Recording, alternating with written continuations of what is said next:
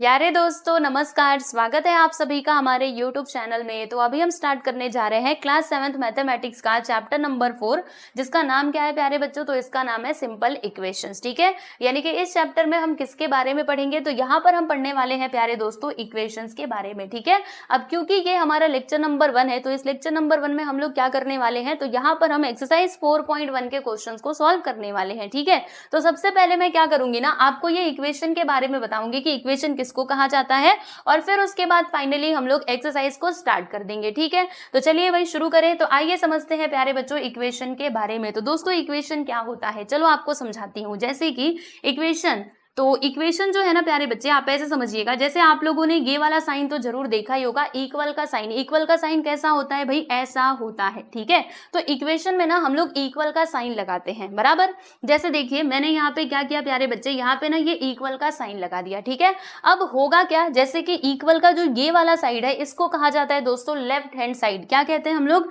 Left hand side कहते हैं। अब इसको लेफ्ट हैंड साइड क्यों कहा जाता है? क्योंकि देखो ध्यान से, अगर आप ऐसे खड़े हो जाओगे तो ये वाला आपका लेफ्ट हैंड है ना, तो देखो ये साइड में आ रहा है, इसीलिए इसको लेफ्ट हैंड साइड कहा जाता है। और ये जो आप देख रहे हैं ये वाला साइड, इसको हम लोग क्या कहते हैं दोस्तों? इसको हम कहते हैं राइट हैंड साइड। ठीक है, तो देखो इक्वेशन में होता क्या है, जैसे कि लेफ्ट हैंड साइड में कोई एक्सप्रेशन रहता है और राइट हैंड साइड में कोई एक्सप्रेशन रहता है, और वहां पर हम क्या देखते हैं कि ये दोनों आपस में क्या होते हैं? इक्वल होते हैं। इसीलिए तो हमने यहाँ पे इक्वल का साइन लगा दिया ना। जैसे एग्जाम्पल के लिए देखो मैंने यहाँ पे लिख दिया कि 2 + 4 विच इज इक्वल टू 6। ठीक है, अब ध्यान से देखो बच्चों, बीच में किसका साइन है? इक्वल का साइन है। ठीक है, और देखिएगा यहाँ पे लेफ्ट हैंड साइड में क्या है? 2 + 4, बराबर। और राइट हैंड साइड में भी क्या है दोस्तों? मतलब ये भी देखो, जैसे अगर मैं इन दोनों को जोड़ूंगी तो कितना आएगा, अगर मैं इन दोनों को प्लस करूँ तो कितना आएगा? 6। और आप देख सकते हैं राइट हैंड साइड में भी क्या दिया गया है? 6 ही दिया गया है। यानी कि ये आपका क्या हो जाएगा प्यारे बच्चे? इक्वेशन हो जाएगा। समझ में आया? यानी इक्वेशन का फॉर्मेट कैसा होता है? तो कुछ ऐसा होता है, लेफ्ट हैंड साइड में कुछ एक्सप्रेशन दिया रहेगा, राइट हैंड साइड में दिया रहेगा, और दोनों आपस में इक्वल कहे जाएंगे। समझ में आ रहा है ना आपको? अगर ये दोनों आपस में इक्वल नहीं है तो फिर ये यहाँ पे वेरीफाई तो होगा ही नहीं। ठीक है, तो याद रखिएगा इसी को क्या कहा जाता है। जैसे और भी इक्वेशन के एग्जांपल्स हो सकते हैं। मैंने यहाँ पे लिखा है x which is equal to, जैसे यहाँ पे मैं लिख देती हूँ 2 + 4। ठीक है, तो ये भी क्या कहलाएगा दोस्तों? ये भी हमारा इक्वेशन ही कहलाएगा। तो इस चैप्टर में ना हम लोग इसी इक्वेशन के बारे में ही स्टडी करने वाले हैं। ठीक है, तो चलो अभी ज्यादा आप दिमाग मत लगाओ, बस इतनी सी बात आप ध्यान में रखो कि left hand side which is equal to क्या होता है? Right hand side. और ये मैं किसकी बात कर रही हूँ दोस्तों? इक्वेशन की बात कर रही हूँ। ठीक है, यहाँ तक की बात आपको समझ में आई ना? बाकी जो भी बातें बची हुई है वो आप समझ जाओगे एक्सरसाइज के माध्यम से। ठीक है, तो चलिए फिर फाइनली हम लोग एक्सरसाइज के क्वेश्चन को सॉल्व करना शुरू करते हैं। तो यहाँ पर देखिए दोस्तों, एक्सरसाइज 4.1 का क्वेश्चन नंबर 1 ये रहा आपकी स्क्रीन पे।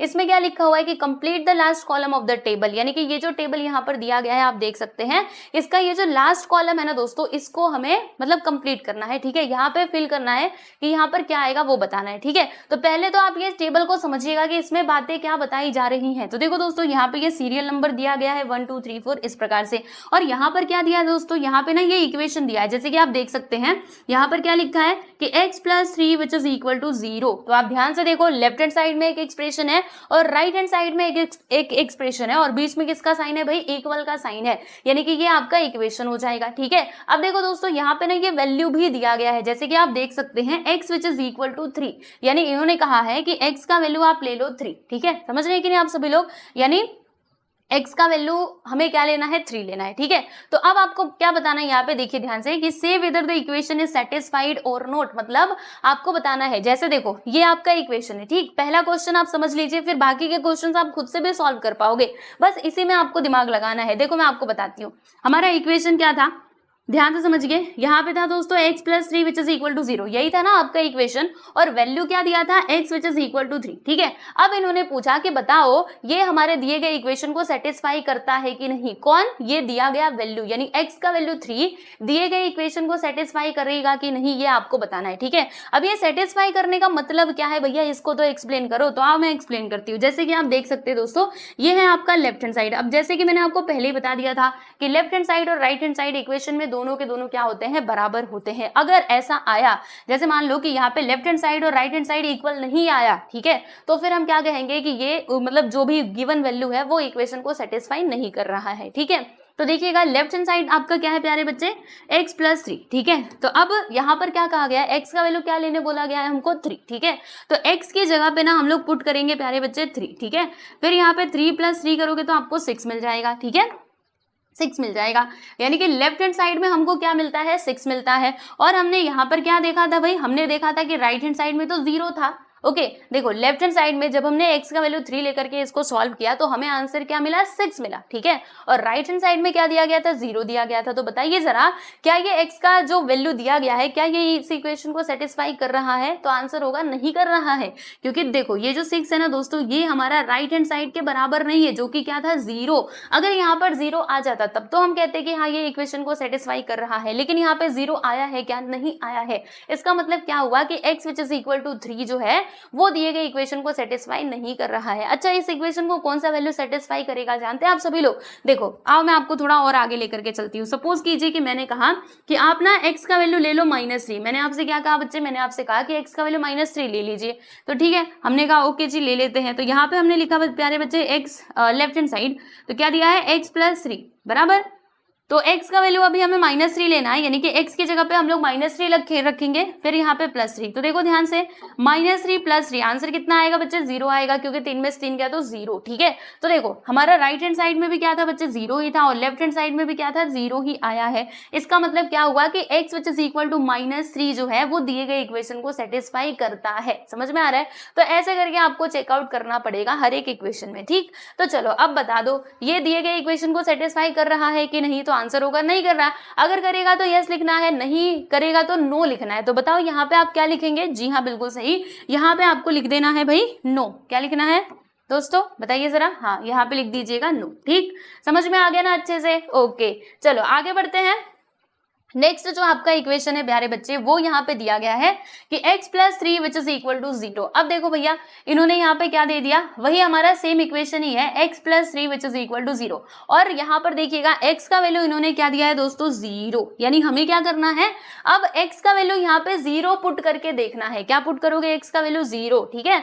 तो थोड़ा मैं इसको इधर करती हूँ और यहाँ पे साइड में आपको बताती हूँ। देखो ध्यान से हमें x का वैल्यू 0 लेना है। तो देखो भैया हमारा इक्वेशन क्या था, लेफ्ट हैंड साइड में क्या था x प्लस 3, तो x की जगह पे हम 0 रखेंगे। 0 प्लस 3 कितना आता है भाई, 0 प्लस 3 करोगे तो 3। बताओ क्या ये लेफ्ट हैंड साइड, क्या ये राइट हैंड साइड के इक्वल है, तो आंसर होगा नहीं, क्योंकि राइट हैंड साइड में तो 0 दिया गया और यहाँ पे हमको लेफ्ट हैंड साइड में क्या मिला, 3 मिला। यानी कि ये जो है वो राइट हैंड साइड के इक्वल नहीं है, ठीक है, इक्वल नहीं है। आप ना इक्वल लगा करके ऐसे काट दिया करो, ठीक है। तो बताओ क्या ये दिए गए इक्वेशन को सेटिस्फाई करता है, नहीं करता है। तो यहाँ पे आपको लिख देना है सीधा सीधा नो, बस इतनी सी तो बात है, ठीक है। नेक्स्ट आप देखिएगा थर्ड नंबर इक्वेशन हमारा वही है x plus 3 which is equal to 0। और अब इन्होंने यहाँ पर x का वैल्यू क्या दे दिया है प्यारे बच्चे, तो x का वैल्यू यहाँ पे इन्होंने दे दिया है -3। और आपसे पूछा जा रहा है कि बताओ x का वैल्यू -3 दिए गए इक्वेशन को सेटिस्फाई करता है कि नहीं करता है। हमने कहा ठीक है इतनी सी बात, अभी चेक कर लेते हैं। तो देखो लेफ्ट हैंड साइड में क्या था भाई, x प्लस 3 था ना, तो x की जगह पे हम लोग -3 रखेंगे। तो -3 प्लस 3 आंसर कितना आएगा भाई 0, जो कि हमारा राइट हैंड साइड के इक्वल है। राइट हैंड साइड के इक्वल है कि नहीं बताओ जरा, है ना, क्योंकि राइट हैंड साइड में क्या है 0 और यहाँ पर देखो लेफ्ट हैंड साइड में भी हमको 0 मिला है। यानी कि ये जो x का वैल्यू -3 है ये दिए गए इक्वेशन को सेटिस्फाई करता है। तो इसीलिए आप इसका आंसर क्या लिखेंगे बताइए, इसमें यस लिखे कि नो लिखे, तो कर रहा है ना। यहाँ पे लेफ्ट हैंड साइड और राइट हैंड साइड दोनों आपस में इक्वल आ चुके हैं, यानी कि यहाँ पर आपको क्या लिखना है, यहाँ पे आपको s लिख देना है, यस ठीक है, हाँ ये करता है। समझ में आ रहा है। चलिए अब उसके बाद हम लोग नेक्स्ट क्वेश्चन की बात करते हैं, मतलब नेक्स्ट इक्वेशन की बात करते हैं। तो थोड़ा इसको ऊपर लेके चलेंगे। चलो भैया अगला इक्वेशन देख लो, x minus 7 which is equal to 1। और यहाँ पर इन्होंने x का वैल्यू बोल दिया है कितना लेने के लिए, 7 लेने के लिए। हमने कहा इतनी सी बात अभी बता देते हैं। तो x की जगह पे देखो लेफ्ट हैंड साइड में आप लिखेंगे x की जगह पे क्या लिखना है, 7 लिखना है। तो इधर जरा 7 पुट करके देख लो, यहाँ पे लिखा मैंने 7, फिर उसके बाद क्या था दोस्तों -7। तो 7 - 7 करोगे तो 0 आएगा। क्या ये राइट हैंड साइड के इक्वल है, तो आंसर होगा नहीं, क्योंकि देखो राइट हैंड साइड में तो इसमें 1 दिया गया है ना, 1 आना चाहिए था। यहाँ पर क्या आ गया 0 आ गया, यानी कि x which is equal to 7 दिए गए इक्वेशन को सेटिस्फाई नहीं करता है। तो आप यहाँ पर क्या लिखिएगा बताइए, तो नो लिखिएगा, ठीक है। नेक्स्ट क्वेश्चन है, नेक्स्ट इक्वेशन हमें है हमारा कि x minus 7 which is equal to 1, वही सेम इक्वेशन है, और x का वैल्यू अभी बोला गया हमको लेने के लिए 8, ठीक है। तो चलो x की जगह पे ना अभी हम लोग 8 पुट करेंगे, तो x की जगह पे हमने 8 रख दिया, minus 7 which is equal to 1, ठीक है। और आप देख सकते हैं कि राइट हैंड साइड में भी क्या था बच्चे, 1 ही था। देखो यहाँ पे हमने जब 8 रखा, ध्यान से समझो, इधर 8 रखा तो 8 माइनस 7 किया तो इधर हमको 1 मिला, और यहाँ पे राइट हैंड साइड में भी तो 1 ही था, यानी कि x which is equal to 8 जो है it satisfy the given equation, ठीक है। तो यहाँ पर आपको क्या लिखना है, हाँ इसमें आपको लिख देना है दोस्तों यस, ठीक। चलिए आगे बढ़ते हैं, अगला इक्वेशन देखते हैं। तो ये है आपका equation 5x which is equal to 25, ठीक।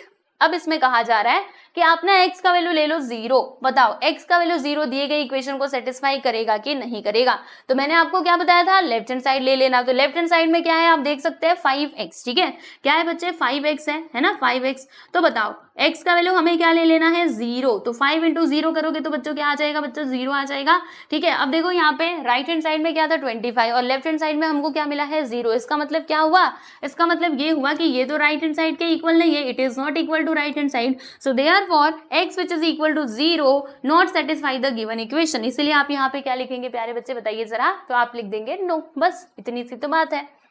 नेक्स्ट क्वेश्चन है आपके सामने ये, इसमें क्या लिखा हुआ है, वही हमारा इक्वेशन सेम है कि 5x which is equal to 25, और अभी कहा गया है कि x का वैल्यू ना तुम ले लो 5। हमने कहा ठीक है ले लेते, कोई प्रॉब्लम नहीं है। तो हमारा लेफ्ट हैंड साइड में क्या था बच्चे, 5x था, तो मैंने यहाँ पे लिखा 5 इंटू एक्स की जगह पे 5 लिखना है।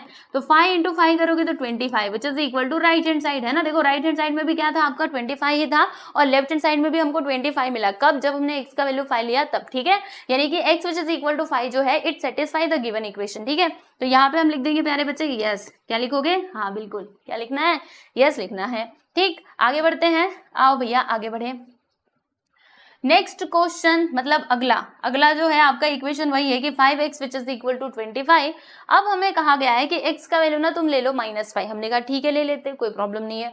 तो यहाँ पर देखो 5x हमारा इक्वेशन था, तो 5 इंटू एक्स की जगह पे मैंने -5 लिखा। आप दोनों को मल्टीप्लाई कर दो, 5 5 से 25, और प्लस माइनस क्या होता है बच्चे, माइनस होता है, ठीक है। तो क्या हमारा राइट हैंड साइड में माइनस में 25 था क्या, नहीं, वो तो प्लस में था, ये तो माइनस में 25 आ गया। इसका मतलब क्या हुआ कि यहाँ पे लेफ्ट हैंड साइड और राइट हैंड साइड दोनों आपस में इक्वल नहीं है, क्योंकि ये माइनस में है वो प्लस में है, तो माइनस प्लस कैसे इक्वल हो सकता है ना। It is not equal to right hand side, so therefore it does not satisfy the given equation, मतलब ये इसका सॉल्यूशन नहीं है। तो आप यहाँ पे क्या लिखिएगा बताइए, नो लिखिएगा, ठीक है।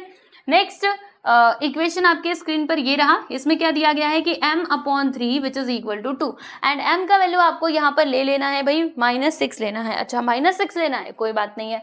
तो लेफ्ट हैंड साइड में क्या दिया गया है, जरा मैं इधर लिखती हूँ, देखो लेफ्ट हैंड साइड में दिया गया है m/2, ठीक है दोस्तों, m/3 है एक्चुअली, यस m/3, ठीक है। तो अभी m का वैल्यू हमको क्या कहा गया है लेने के लिए, -6 कहा गया है लेने के लिए। तो यहाँ पर मैंने लिख दिया दोस्तों -6 डिवाइडेड बाई 3। अब इसको कैंसिल करो तो 3 1 3, 3 2 6, यानी कि इसका आंसर क्या आ जाएगा बच्चे, -2 आ जाएगा। तो -2 बता दो, क्या कभी -6 के इक्वल, -6 नहीं, -2 और ये +2, क्या वो दोनों आपस में बराबर होंगे, नहीं होंगे, क्योंकि देखो जब हमने इसको सॉल्व किया तब तो हमें -2 मिलता है, और राइट हैंड साइड में क्या है भाई, +2 है। इसका मतलब क्या हुआ कि ये इसका सॉल्यूशन नहीं है, समझे ना। तो यहाँ पर आपको क्या लिखना है, नो लिख देना है, नो, ठीक है। तो यहाँ पर आप नो लिख दीजिएगा, बस ऐसे ही करना था, ठीक। और ये आप ना ऐसे रफ में करके दिखा सकते हो। चलो आगे बढ़ते हैं, अगला देखो यहाँ पर इक्वेशन हमारा सेम ही है, और इसमें इन्होंने कहा है कि x का वैल्यू ना आप 0 ले लो, ठीक है। x का वैल्यू 0 ले लो और फिर बताओ कि ये इस इक्वेशन को सेटिस्फाई कर रहा है कि नहीं। हमने कहा ठीक है, इसमें कौन सी बड़ी बात है, आओ भाई ले लेते हैं। तो देखो ये m/3 था, हाँ जी हाँ था, ठीक है। तो अभी m का वैल्यू हमें 0 ले लेना है। तो आपको पता है कि 0 को अगर हम किसी भी नंबर से डिवाइड करें तो आंसर 0 ही आता है। तो क्या ये राइट हैंड साइड के इक्वल आया, नहीं आया। राइट हैंड साइड में क्या था भाई, राइट हैंड साइड में तो +2 था, ये तो 0 मिल गया, यानी कि ये भी हमारे दिए गए इक्वेशन को सेटिस्फाई नहीं कर रहा है, इसलिए आप नो लिखोगे, ठीक है। अब देख लो ये इक्वेशन हमारा सेम ही है, इन्होंने अभी कह दिया कि m का वैल्यू ना तुम ले लो +6 ले लो। हमने कहा अच्छा लेके देख लेते हैं। तो m/3 ये था हमारा इक्वेशन, अभी m की जगह पे हमने 6 रखा, डिवाइडेड बाई 3, तो 3 1 3, 3 2 6, यानी कि यहाँ पर देखिएगा m का वैल्यू हमको क्या मिलता है, मतलब जब हमने इसको सॉल्व किया तो लेफ्ट हैंड साइड में हमको क्या मिलता है 2, और राइट हैंड साइड में भी क्या था प्यारे बच्चे, 2 ही था, यानी दोनों यहाँ पे आपस में बराबर आ गए, मतलब लेफ्ट हैंड साइड और राइट हैंड साइड दोनों इक्वल आ गए। इसका मतलब क्या हुआ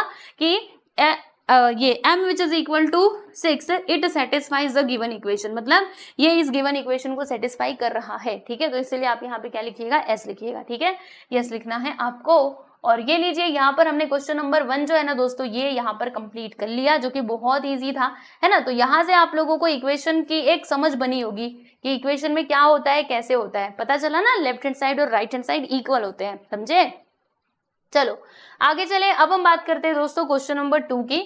तो क्वेश्चन नंबर 2 में क्या कहा जा रहा है, चलो जरा इनकी बातें सुन लेते हैं, है ना। क्वेश्चन नंबर 2, भैया तुम क्या बोल रहे हो, तो इन्होंने कहा कि check whether the value given in the brackets is a solution to the given equation और नॉट, यानी कि यहाँ पर इक्वेशंस दिए गए, ठीक है, और उसके जस्ट बगल में ब्रैकेट में ना वहां पे वेरिएबल का नंबर दिया है। वेरिएबल आपको मालूम है ना क्या होता है, जैसे मैंने यहाँ पे लिखा 2x + 3, ठीक है दोस्तों, विच इज इक्वल टू 4, ठीक है, ऐसे मैंने लिख दिया। तो देखो ये जो आप देख रहे हो ना, ABCD के जो लेटर्स होते हैं उनको हम कहते हैं बच्चे वेरिएबल, ठीक है, और इसके साथ जो होता है इसको कोएफिशिएंट कहा जाता है, और ये जो है ये आपका कांस्टेंट होता है, वो खैर आप आगे पढ़ोगे, बाकी चिंता मत करो, ठीक है। तो यहाँ पे जो वेरिएबल का वैल्यू दिया गया है, अब हमको बताना है कि वो मतलब वो उस दिए गए इक्वेशन का सॉल्यूशन है कि नहीं। तो सॉल्यूशन कब होगा, ये सबसे मतलब बड़ी बात होती है समझने वाली। जैसे मैंने यहाँ पे लिखा, देखो मैंने यहाँ पे लिखा दोस्तों 2x + 4, ठीक है, मैंने ऐसे करके लिख दिया, ठीक।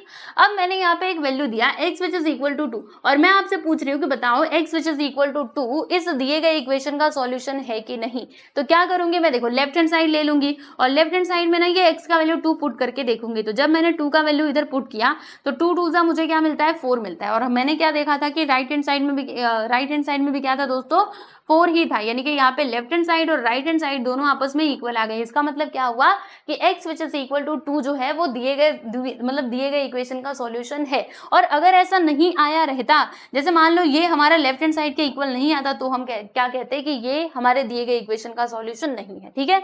बस इतनी ही बात आपको बतानी है हर एक क्वेश्चन के लिए। तो चलो भैया अब देरी नहीं करेंगे, अब चलते हैं हमारे सॉल्यूशंस की तरफ। तो यहाँ पर मैंने लिख दिया सॉल्यूशन, इधर भी लिख देती हूँ सॉल्यूशन। यहाँ पर देखिए दोस्तों, ये आपका फर्स्ट सब क्वेश्चन है, इसमें इक्वेशन क्या दिया गया है, n + 5 which is equal to 19, ठीक है। हमें n का वैल्यू क्या ले लेना है, 1 ले लेना है। तो यहाँ पर मैं लिख दूंगी कि put n which is equal to 1, ठीक है। तो देखो दोस्तों लेफ्ट हैंड साइड में यहाँ पर क्या दिया गया है कि n + 5, ओके। और यहाँ पर देखो बच्चों n का वैल्यू हमको 1 लेने बोला गया है, तो n की जगह पे हम लोग क्या रखेंगे, 1 रखेंगे। तो यहाँ पर हमने लिख दिया 1 + 5, ठीक है। तो अगर आप 1 + 5 करते हैं तो आपको कितना मिलता है, 6 मिलता है। तो अब मुझे एक बात बताओ, क्या ये 6 19 के इक्वल है, तो आंसर होगा नहीं, है ना। तो हम क्या लिखेंगे, यहाँ पे लिखेंगे कि 6 इज नॉट इक्वल टू 19, यानी कि यहाँ से हमें क्या समझ में आया, तो यहाँ से हमने ये एक बात समझी कि लेफ्ट हैंड साइड और राइट हैंड साइड ना ये दोनों आपस में इक्वल नहीं है ना। देखो जैसे लेफ्ट हैंड साइड में हमको 6 मिला और राइट हैंड साइड में क्या है दोस्तों, वो तो 19 है। तो क्या ये दोनों आपस में इक्वल है, नहीं है। इसका मतलब क्या हुआ कि n which is equal to 1 ये दिए गए इक्वेशन का सॉल्यूशन नहीं है, ओके। तो यहाँ पर हम लिख देंगे कि देयरफॉर, क्या लिखेंगे बच्चों, देखो ऐसे, therefore n which is equal to 1 is not a solution of the given equation, ठीक है, is not a solution of the given equation, ठीक है। बस ऐसे आपको लिख करके बता देना था, राइट। चलो अब हम बढ़ते हैं आगे और बात करते हैं सेकंड क्वेश्चन की। तो चलो भाई सेकंड क्वेश्चन आ जाओ हमारे सामने। तो ये रहा प्यारे बच्चों हमारा इक्वेशन। चलो मैं इसको लिख लेती हूँ एक बार, 7n + 5 which is equal to 19। अब देखो भैया हमको n का वैल्यू क्या ले लेना है, -2 ले लेना है। तो यहाँ पर हमने लिखा put n which is equal to -2, ठीक है। तो लेफ्ट हैंड साइड हम यहाँ पे लिखते हैं, है ना, क्योंकि लेफ्ट हैंड साइड में ही तो n है। तो यहाँ पे लिखा है 7n + 5, ठीक है। अभी n का वैल्यू आपको क्या ले लेना है, -2 लेना है। तो यहाँ पर मैंने लिखा दोस्तों 7 × n की जगह पे हमने लिख दिया -2 + 5, ठीक है। अब 7 का मल्टीप्लाई 2 में कर दीजिए तो 7 2 सा 14 आएगा, प्लस की माइनस। तो देखो प्लस माइनस क्या होता है बच्चों, माइनस होता है। तो यहाँ पे -14 आ जाएगा +5। तो मुझे एक बात बताओ, -14 + 5 आंसर हमको क्या मिलेगा, तो 14 में से अगर हम 5 को माइनस करेंगे तो 9 आएगा, है ना। अगर हम 14 में से 5 को माइनस करेंगे तो 9 आएगा, और प्लस में कि माइनस में। तो आप देख लीजिए ग्रेटर नंबर का साइन क्या है भाई, माइनस है। अब मतलब ग्रेटर नंबर का साइन क्या है, माइनस है, इसीलिए फाइनल आंसर भी किस में आ जाएगा, माइनस में आएगा, यानी कि -9 हमको मिलेगा। अब बता दो -9 कहीं से भी आपको 19 के इक्वल दिख रहा है क्या, तो हम लिखेंगे कि -9 इज नॉट इक्वल टू 19, यानी इसका मतलब क्या होगा, देखो यहाँ से हमने एक बात ऑब्जर्व करी कि यहाँ पर left hand side is not equal to right hand side. देखो बच्चों यहाँ पे मैंने क्या लिखा कि since left hand side is not equal to right hand side, दोनों आपस में इक्वल नहीं है, तो इसका मतलब ये होता है कि n which is equal to -2 is not a solution of the given equation. बस आपको यही जो है ना, यही यहाँ पे ला करके लिख देना है। चलो भैया लिख देते हैं कहाँ गया, आओ क्या लिखेंगे हम यहाँ पे, इसको ऐसे लिख देंगे कि मिटा देती हूँ मैं जरा, n which is equal to -2 is not a solution of the given equation। ठीक है, क्लियर हुआ। चलो बच्चों अब हम बढ़ते हैं आगे और बात करते हैं हमारे अगले सवाल की। तो ये रहा नेक्स्ट क्वेश्चन आपके स्क्रीन पे। तो इसमें क्या दिया जा रहा है कि 7n + 5 which is equal to 19। अब फिर से कहा जा रहा है कि इसमें तुम x का n का वैल्यू ले लो 2। हमने कहा ठीक है ले लेते हैं, इसमें कौन सी बड़ी बात है। तो यहाँ पे मैंने लिखा put n which is equal to 2। ठीक है, तो लेफ्ट हैंड साइड में हम लोग n का वैल्यू 2 पुट करेंगे, लेफ्ट हैंड साइड में क्या दिया है बच्चों 7 + 5। ठीक है, 7n + 5, तो अभी 7 लिखा है, n की जगह पे हमें क्या ले लेना है 2 + 5। ठीक है, तो 7 2 क्या होता है बच्चों 14 होता है, 14 + 5 करेंगे तो हमको क्या मिल जाएगा 19 मिल जाएगा। ठीक है, जो कि राइट हैंड साइड के इक्वल है। देखो राइट हैंड साइड में भी क्या है दोस्तों 19 है, और यहाँ पर लेफ्ट हैंड साइड में भी हमको 19 मिला, यानी कि यहाँ से हमने क्या ऑब्जर्व करा, सिंस हियर हमने ये देखा कि लेफ्ट हैंड साइड जो है this is equal to right hand side, ये दोनों ना आपस में इक्वल है, जैसे कि आपने देखा ही है ना। तो इसका मतलब क्या हुआ, हम यहाँ पे क्या लिखेंगे कि ये n which is equal to 2 is a solution of the given equation. ठीक है, तो क्या लिखोगे, देखो ऐसे लिखते हैं कि therefore n which is equal to 2 is a solution of the given equation। ठीक है, solution of the given equation। ठीक, तो ये हो गया प्यारे बच्चों आपका आंसर। आप देख सकते हैं यहाँ पर हमने ये दिए गए तीनों सब क्वेश्चंस को कंप्लीट कर लिया, और अब मैं इसको छोटा कर देती हूँ ताकि आप तीनों को आराम से देख पाए। ये लीजिए हो गया ना।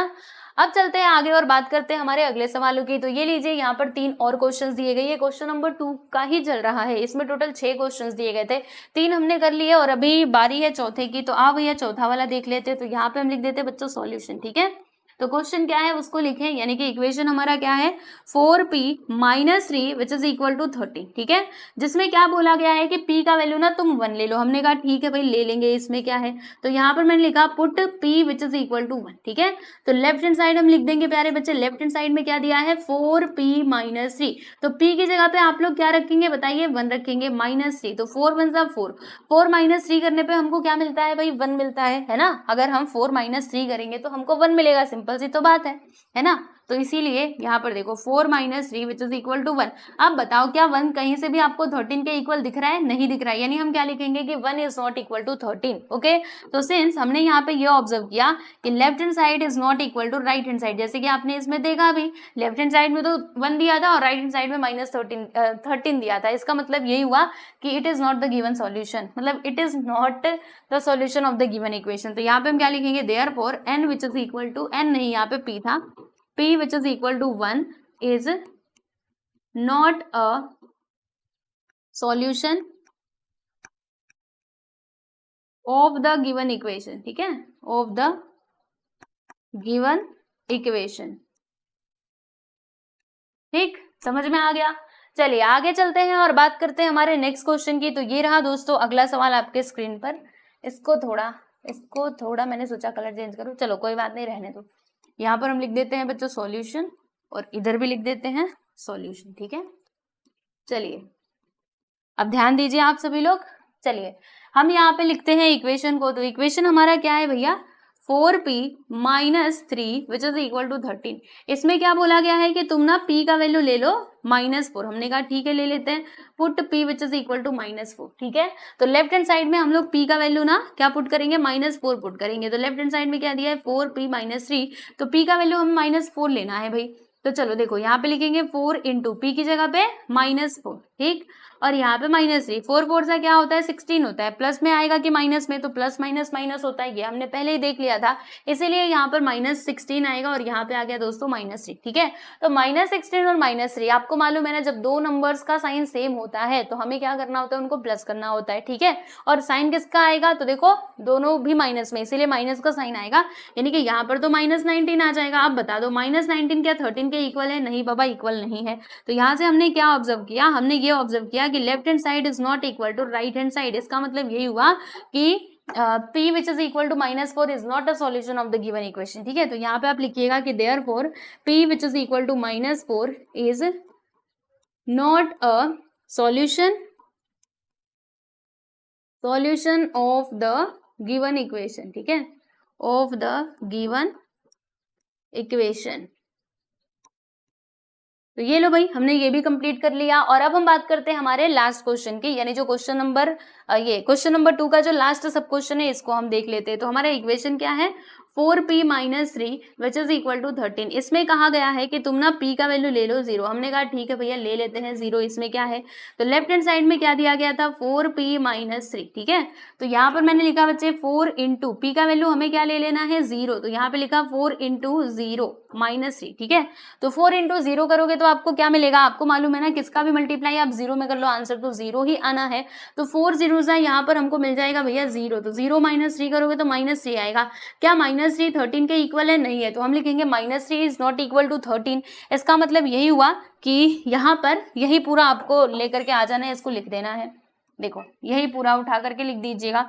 यहाँ पे लिखेंगे कि सिंस, कैसे लिखोगे, रुको बताती हूँ आपको। देखो यहाँ पर हमने क्या ऑब्जर्व किया, तो यहाँ पर हमने ये ऑब्जर्व करा कि left hand side is not equal to right hand side, so therefore p which is equal to 0, यहाँ पे क्या लेना है हमको 0 लेना है।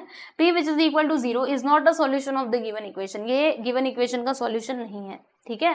तो लीजिए बस यहाँ पे यही काम करना था।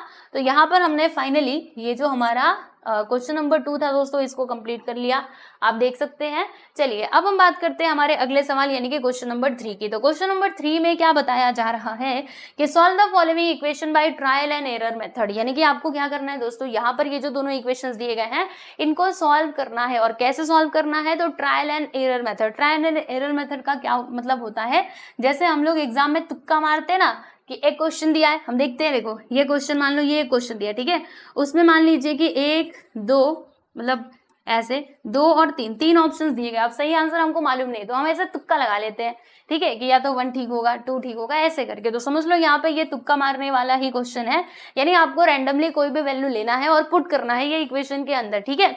तो फिर आप देखिएगा, अगर वो वैल्यू इस इक्वेशन को सेटिस्फाई कर देता है तब तो हम कहेंगे कि हाँ ये सॉल्यूशन है, और अगर नहीं करता है तो कहेंगे कि नहीं है, ठीक है। तो आपको खुद से वैल्यू कंसिडर करना पड़ेगा, समझ में आ रहा है। और इसका एक और मेथड अगर मैं आप लोगों को बताऊं बच्चों, चलो पहले हम लोग ये ट्रायल एंड एरर मेथड से समझते हैं, फिर आपको एक क्लास में, मतलब जब ये कंप्लीट हो जाएगा तब मैं आपको एक ऐसा मेथड बताऊंगी जिससे आपको डायरेक्ट वही आंसर मिलेगा, यानी डायरेक्ट उसका सॉल्यूशन ही मिलेगा, ठीक है। समझ में आ रहा है, सॉल्यूशन क्या होता है, जो इक्वेशन को सेटिस्फाई करे तो आपको डायरेक्ट वैल्यू मिल जाएगा वेरिएबल का, ठीक है। चलो पहले नियम के हिसाब से चलेंगे, रूल के अकॉर्डिंग, ठीक है। चलिए यहाँ पे मैंने लिख दिया बच्चों सॉल्यूशन, ठीक है। चलो क्वेश्चन लिखें, क्वेश्चन मतलब इक्वेशन। इक्वेशन हमारे पास क्या है, 5p + 2 = 17, ठीक, ओके। अब हम क्या करने वाले हैं, तो लेफ्ट हैंड साइड में जो है वो अलग अलग वैल्यूज को पुट करने वाले हैं अपने मन से लेकर के, ठीक है। तो लेफ्ट हैंड साइड पहले तो आप इधर लिख दो, लेफ्ट हैंड साइड बराबर 5p + 2। तो चलो अब एक एक वैल्यू पुट करते हैं, जैसे कि मान लीजिए मैंने x का वैल्यू क्या ले लिया, p का वैल्यू मान लीजिए मैंने 0 ले लिया, तो इधर मैं लिख देती हूँ कि put p which is equal to 0। तो चलो देखते हैं 0 पुट करके हमको आंसर मिलता है कि नहीं, यानी ये दोनों लेफ्ट हैंड साइड और राइट हैंड साइड इक्वल होते हैं कि नहीं। तो मैंने यहाँ पे देखो ये पाई लिख दिया और p की जगह पे 0 + 2, तो आंसर कितना आएगा, 5 0 सा कितना होता है भाई, 0 होता है, आप सभी लोग जानते हैं, और +2 करेंगे तो यहाँ पर हमको क्या मिल गया 2। अब बता दो 2 कहीं से भी 17 के इक्वल है, नहीं है, तो हम लिखेंगे 2 इज नॉट इक्वल टू 17। इसका मतलब 2 हमारे ये 0 जो है वो इस इक्वेशन का सॉल्यूशन नहीं हो सकता, ठीक है बच्चों। चलो अब आगे थोड़ा और वैल्यू ले लो अपने मन से। अब क्या लेना है, तो अब हम यहाँ पे ले लेते हैं p का वैल्यू, क्या लेना चाहोगे, 2 ले ले, क्या 1 लेके 2, चलो 2 लेकर के देखते हैं, है ना। तो यहाँ पे लिख देंगे बच्चों हम लोग p which is equal to 2, ठीक है। तो चलो इक्वेशन हमारा क्या है 5p, तो 5 इंटू 2 प्लस 2, तो 5 2 सा कितना होता है 10 होता है, 10 प्लस 2 कर देंगे तो 10 प्लस 2 हमको कितना मिल जाएगा भैया 12 मिल जाएगा। बताओ 12 और 17 आपस में इक्वल है क्या, नहीं है, तो हम लिखेंगे 12 इज नॉट इक्वल टू 17, ठीक है, ये तो उसके बराबर है ही नहीं, मतलब ये भी इसका सॉल्यूशन नहीं हो सकता, ठीक है। हमें ना बच्चों क्या बताना है, सॉल्यूशन बताना है, सॉल्व द फॉलोइंग इक्वेशन। इसका मतलब यही होता है कि आप ना सॉल्यूशन बताओगे, सॉल्यूशन क्या होगा, एक्स का वैल्यू यानी कि वेरिएबल का वैल्यू क्या होगा, ठीक है।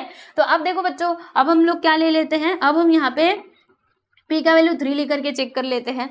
तो चलो इधर मैंने लिख दिया 5 इंटू पी की जगह पे 3 प्लस 2, तो 5 3 सा क्या होता है दोस्तों 15 होता है, आप सभी लोग जानते हो। तो 15 प्लस 2 करेंगे तो हमको क्या मिल जाएगा 17। देखो बच्चों यहाँ पे 17 आ गया, और राइट हैंड साइड में भी आपका क्या था बच्चों 17 ही था। इसका मतलब क्या हुआ कि p which is equal to 17 जो है वो दिए गए इक्वेशन का सॉल्यूशन है, ठीक। तो यहाँ पर हम क्या लिखेंगे, देखो यहाँ पे हमने ये ऑब्जर्व करा, हमने क्या ऑब्जर्व करा कि इधर लेफ्ट हैंड साइड और राइट हैंड साइड जो है ना वो दोनों के दोनों आपस में इक्वल है, ठीक है। सो देयरफॉर हम क्या लिखेंगे कि p which is equal to 3 is a solution of the given equation, ठीक है, is a solution of the given equation, ठीक, गिवन इक्वेशन। तो लो भाई हमने इस क्वेश्चन को सॉल्व कर लिया। तो ऐसे ही आपको तुक्का लगाना था और मतलब निशाना लगाना था, निशाना ऐसे अंधेरे में निशाना लगाना था, और हमारा निशाना सही जगह पे लग गया, आप देख सकते हो, है ना। हमने p का वैल्यू 3 लिया और एकदम ये इसने हमारे इक्वेशन को सेटिस्फाई कर दिया, ठीक है। चलो अब सेकंड क्वेश्चन को हम लोग देख लेते हैं, सेकंड सब क्वेश्चन को थोड़ा इसको बड़ा किया जाए भाई। आओ सेकंड क्वेश्चन की बात हम कर लेते हैं। इधर मैंने लिख दिया है दोस्तों सॉल्यूशन, और इक्वेशन लिखू जरा 3m minus 14 which is equal to 4, ठीक है। तो लेफ्ट हैंड साइड में हम लोग अलग अलग वैल्यू को पुट करने वाले हैं। तो देख लो भैया लेफ्ट हैंड साइड आपका क्या है 3m माइनस 14, ठीक है। तो अब यहाँ पर हमें m का वैल्यू कुछ ना कुछ तो कंसिडर करना पड़ेगा। तो चलो बच्चों बता दो हम लोग m का वैल्यू क्या ले। तो हम यहाँ पे m का वैल्यू ले लेते हैं 2 3 0 1, आप कुछ भी ले सकते हो, ठीक है। हिट एंड ट्रायल मेथड है, ट्रायल एंड एरर मेथड है, बराबर, यानी आप ट्रायल करते जाओ, गलती होगी तो भी कोई बात नहीं है, एक बार तो आपको आंसर सही मिल ही जाएगा, ठीक है। तो क्या लेना चाहते हैं m का वैल्यू बताइए जरा। तो आप कुछ भी ले सकते हैं, आपकी मर्जी। मेरा मन कर रहा है यहाँ पे 3 लेने, क्योंकि इसमें अच्छा उधर 3 लिया था ना, अब यहाँ से हम लोग 4 से शुरू करते हैं। चलो मैंने 4 ले लिया, ठीक है। तो अभी देखना बच्चों यहाँ पे लिखा है 3 इंटू एम की जगह पे मैंने 4 लिखा, तो 4 माइनस 14, ठीक है। तो 3 4 से हमारा 12 होता है, 12 माइनस 14 करेंगे तो बच्चों कितना आएगा -2 आएगा। अब बता दो -2 कहीं से भी आपको 4 के इक्वल दिख रहा है क्या, क्योंकि राइट हैंड साइड में इधर 4 है, ये तो 4 के इक्वल है ही नहीं। इसका मतलब क्या हुआ कि ये इसका सॉल्यूशन नहीं हो सकता, ठीक है। अब आप m का वैल्यू कुछ और पुट कर लो। तो m का वैल्यू हम लोग पुट कर लेते हैं भाई, 5 पुट कर लेते हैं, 4 से आगे 5 आता है ना। तो 3 इंटू एम की जगह पे 5 माइनस 14, ठीक है। तो 3 5 से कितना होता है दोस्तों 15 होता है। 15 माइनस 14 करोगे तब तो हमको 1 मिलेगा। 1 कहीं से भी आपको 4 के इक्वल दिख रहा है, नहीं दिख रहा है ना, 1 is not equal to 14, so therefore m which is equal to 5 is not a solution of the given equation, ठीक है। अब हमें यहाँ पे m का वैल्यू क्या ले लेना है, कोई भी आप वैल्यू ले सकते हो। चलो 5 के बाद क्या आता है 6, हमने यहाँ पे m का वैल्यू मतलब m का वैल्यू क्या ले लिया बच्चों 6 ले लिया, ठीक है। तो 6 ले लिया। अब देखो क्या होगा, यहाँ पे लिखेंगे 3 इंटू एम की जगह पे हमने 6 लिखा माइनस 14, 3 6 कितना होता है दोस्तों 18 होता है। 18 माइनस 14 करोगे तो हमको कितना मिलेगा 4, और आप देख सकते हैं हमको राइट हैंड साइड में भी 4 ही दिया गया था, है ना। इसका मतलब क्या हुआ कि ये दोनों आपस में इक्वल है, since left hand side and right hand side both are equal, so therefore m which is equal to क्या था 6 is a solution of the given equation, ठीक है। ये इसका सॉल्यूशन है, solution of the given equation. हमें solution ही तो find करना था, ठीक है। तो इसमें सॉल्यूशन क्या होगा, ध्यान से समझो। देखो इसमें सॉल्यूशन हो जाएगा दोस्तों p which is equal to 3, और इसमें सॉल्यूशन क्या होगा m का वैल्यू 6, ठीक है। तो ये लीजिए यहाँ पर हमने क्वेश्चन नंबर 3 जो है ना बच्चे इसको कंप्लीट कर लिया, जो कि बहुत इजी था, राइट। अब देखो चलो ये तो मैंने करवा दिया आपको, लेकिन अगर आप इसको डायरेक्टली समझना चाहते हैं, जैसे बार बार आप कितने, मान लीजिए अगर हम सही मतलब सही आंसर तक नहीं पहुंच पाते तो कैसे हम डायरेक्टली सही आंसर तक पहुंच सकते हैं, वो मैं आपको समझाती हूँ। देखो ध्यान से यहाँ पर आइए, देखो इतना सब आपको मतलब ये तो वैसे एग्जाम में लिख के दिखाना ही है, अगर एग्जाम में ये क्वेश्चन आए तो। अभी मैं आपको बताती हूँ कि डायरेक्ट आपका निशाना कैसे सीधे जा करके वहीं लगेगा जहां पे आप लगाना चाहते हैं। तो देखो भाई ऐसे लगेगा, कैसे, आओ हमारा इक्वेशन क्या है, पहले जरा इसके ऊपर ध्यान दीजिए। तो हमारा इक्वेशन है बच्चों 5p + 2 which is equal to 17, ठीक है। अब ये इक्वेशन को ना आप सॉल्व कर लो, क्या कर लो भाई, सॉल्व कर लो। तो कैसे सॉल्व करोगे, सुनो ध्यान से। हमें किसका वैल्यू चाहिए, हमें p का वैल्यू चाहिए। तो p को क्या करना पड़ेगा, अकेला करना पड़ेगा, यानी इसके आसपास ये जितने भी नंबर्स घूम रहे हैं सबको भेजो एक तरफ और p को कर दो अकेला। हमने कहा ठीक है कर देते हैं। तो इधर मैंने लिख दिया बच्चे 5p which is equal to 2 को उधर लेकर के जाएंगे। तो ध्यान रखना ये 2 जो है वो इधर है तो प्लस में है, जब उस साइड जाएगा तो बच्चों किस में हो जाएगा, माइनस में हो जाएगा, ठीक है। ये उधर जाने पे माइनस में हो जाएगा। तो 17 - 2 कर दोगे तो कितना आएगा बच्चों, 15 आएगा। और यहाँ पर क्या है 5 इंटू पी, 5 इंटू 5p का मतलब क्या, 5 इंटू पी, ठीक है। अब ध्यान से समझिए, देखिए यहाँ पर मैंने लिखा p which is equal to, यहाँ पर है 15, आप रहने दीजिए। ये जो आपको 5 दिख रहा है इसको इधर बुलाओ। तो देखो दोस्तों ये इधर मल्टीप्लाई में है, जब इक्वल के इस साइड जाएगा ना तो डिवाइड में हो जाएगा। किस में होगा, याद रखना जब प्लस होता है तो माइनस में हो जाता है। ये इक्वल के ये इधर उधर वाली अदला बदली चल रही है। और अगर माइनस रहता है तो प्लस हो जाता है, अगर डिवाइड रहता है तो मल्टीप्लाई, मल्टीप्लाई रहता है तो डिवाइड, ठीक है। मतलब अपोजिट होता है, मल्टीप्लाई का डिवाइड, डिवाइड का मल्टीप्लाई, प्लस का माइनस, माइनस का प्लस, ठीक है। तो ये मल्टीप्लाई में जब इधर आएगा तो डिवाइड में हो जाएगा। अब इसको कैंसिल करो तो 3 बार में जाएगा, यानी p का वैल्यू क्या आ जाएगा बच्चे, 3 आ जाएगा। यानी इस इक्वेशन के लिए सॉल्यूशन क्या हो गया, p which is equal to 3, ठीक है। यानी यही एक ऐसा वैल्यू है जो दिए गए इक्वेशन को सेटिस्फाई करेगा। ओके, तो आप क्या कर सकते हो, अगर यही मान लीजिए सेम क्वेश्चन उठ करके आपके एग्जाम में आ गया, ठीक है, और वहां पे थोड़े टाइम की कमी भी है, तो आप कितना ये ट्रायल करते रहोगे। तो एक काम करना, जैसे ये तो आप लिखना ही, एक वैल्यू कुछ अपने मन से ले लेना और डायरेक्ट आप ऐसा सॉल्व करके डायरेक्ट जो उसका वैल्यू है ना, वो आप देख सकते हैं कि 3। तो फिर आप यहाँ पे 3 पुट करके और इक्वेशन को सेटिस्फाई कर देना, हो जाएगा आपका आंसर, है ना। तो ये एक तरीका हो सकता है इसको पता लगाने का, ठीक है। चलो इसको भी मैं आपको करके बता दूं, 3m - 14 बराबर 4। अभी m का वैल्यू हमको चाहिए तो सबको अकेला करना, मतलब m को अकेला करना पड़ेगा, बाकी सबको उधर लेकर के जाएंगे। तो m which is equal to 3 तो यहाँ पे रहेगा ही। 14 जब उधर जाएगा तो बच्चों ये माइनस है, उधर जाने के बाद प्लस में हो जाएगा। देखो ये 3 के साथ ना मल्टीप्लाई हो रहा है m, तो 14 प्लस 4 करेंगे तो 18। 3 को उधर लेकर के जाएंगे, 3 इधर मल्टीप्लाई में, उधर जाएगा तो डिवाइड में, और आप इसको कैंसिल करो कितना आएगा। तो m का वैल्यू हमको 6 मिला। देखा था ना हमने कि m का वैल्यू 6 जो है वही दिए गए इक्वेशन को सेटिस्फाई कर रहा था, है कि नहीं। तो इस तरीके से आप पता लगा सकते हो, राइट। एक वैल्यू आप अपने मन से कोई भी ले लो और दूसरा वैल्यू डायरेक्ट वही लेना जो उसका सॉल्यूशन हो, और उसका सॉल्यूशन हमको कैसे मिलेगा, तो ऐसे मिल जाएगा, समझे। चलो बच्चों अब हम बात करते हैं हमारे अगले सवाल यानी कि क्वेश्चन नंबर 4 की। तो अभी तक हमने कितने क्वेश्चन सॉल्व कर लिए, 3 क्वेश्चन कर चुके हैं और अब बारी है चौथे सवाल की। तो चौथा सवाल इसमें क्या कहा जा रहा है, जरा इसकी तरफ नजर घुमा लिया जाए।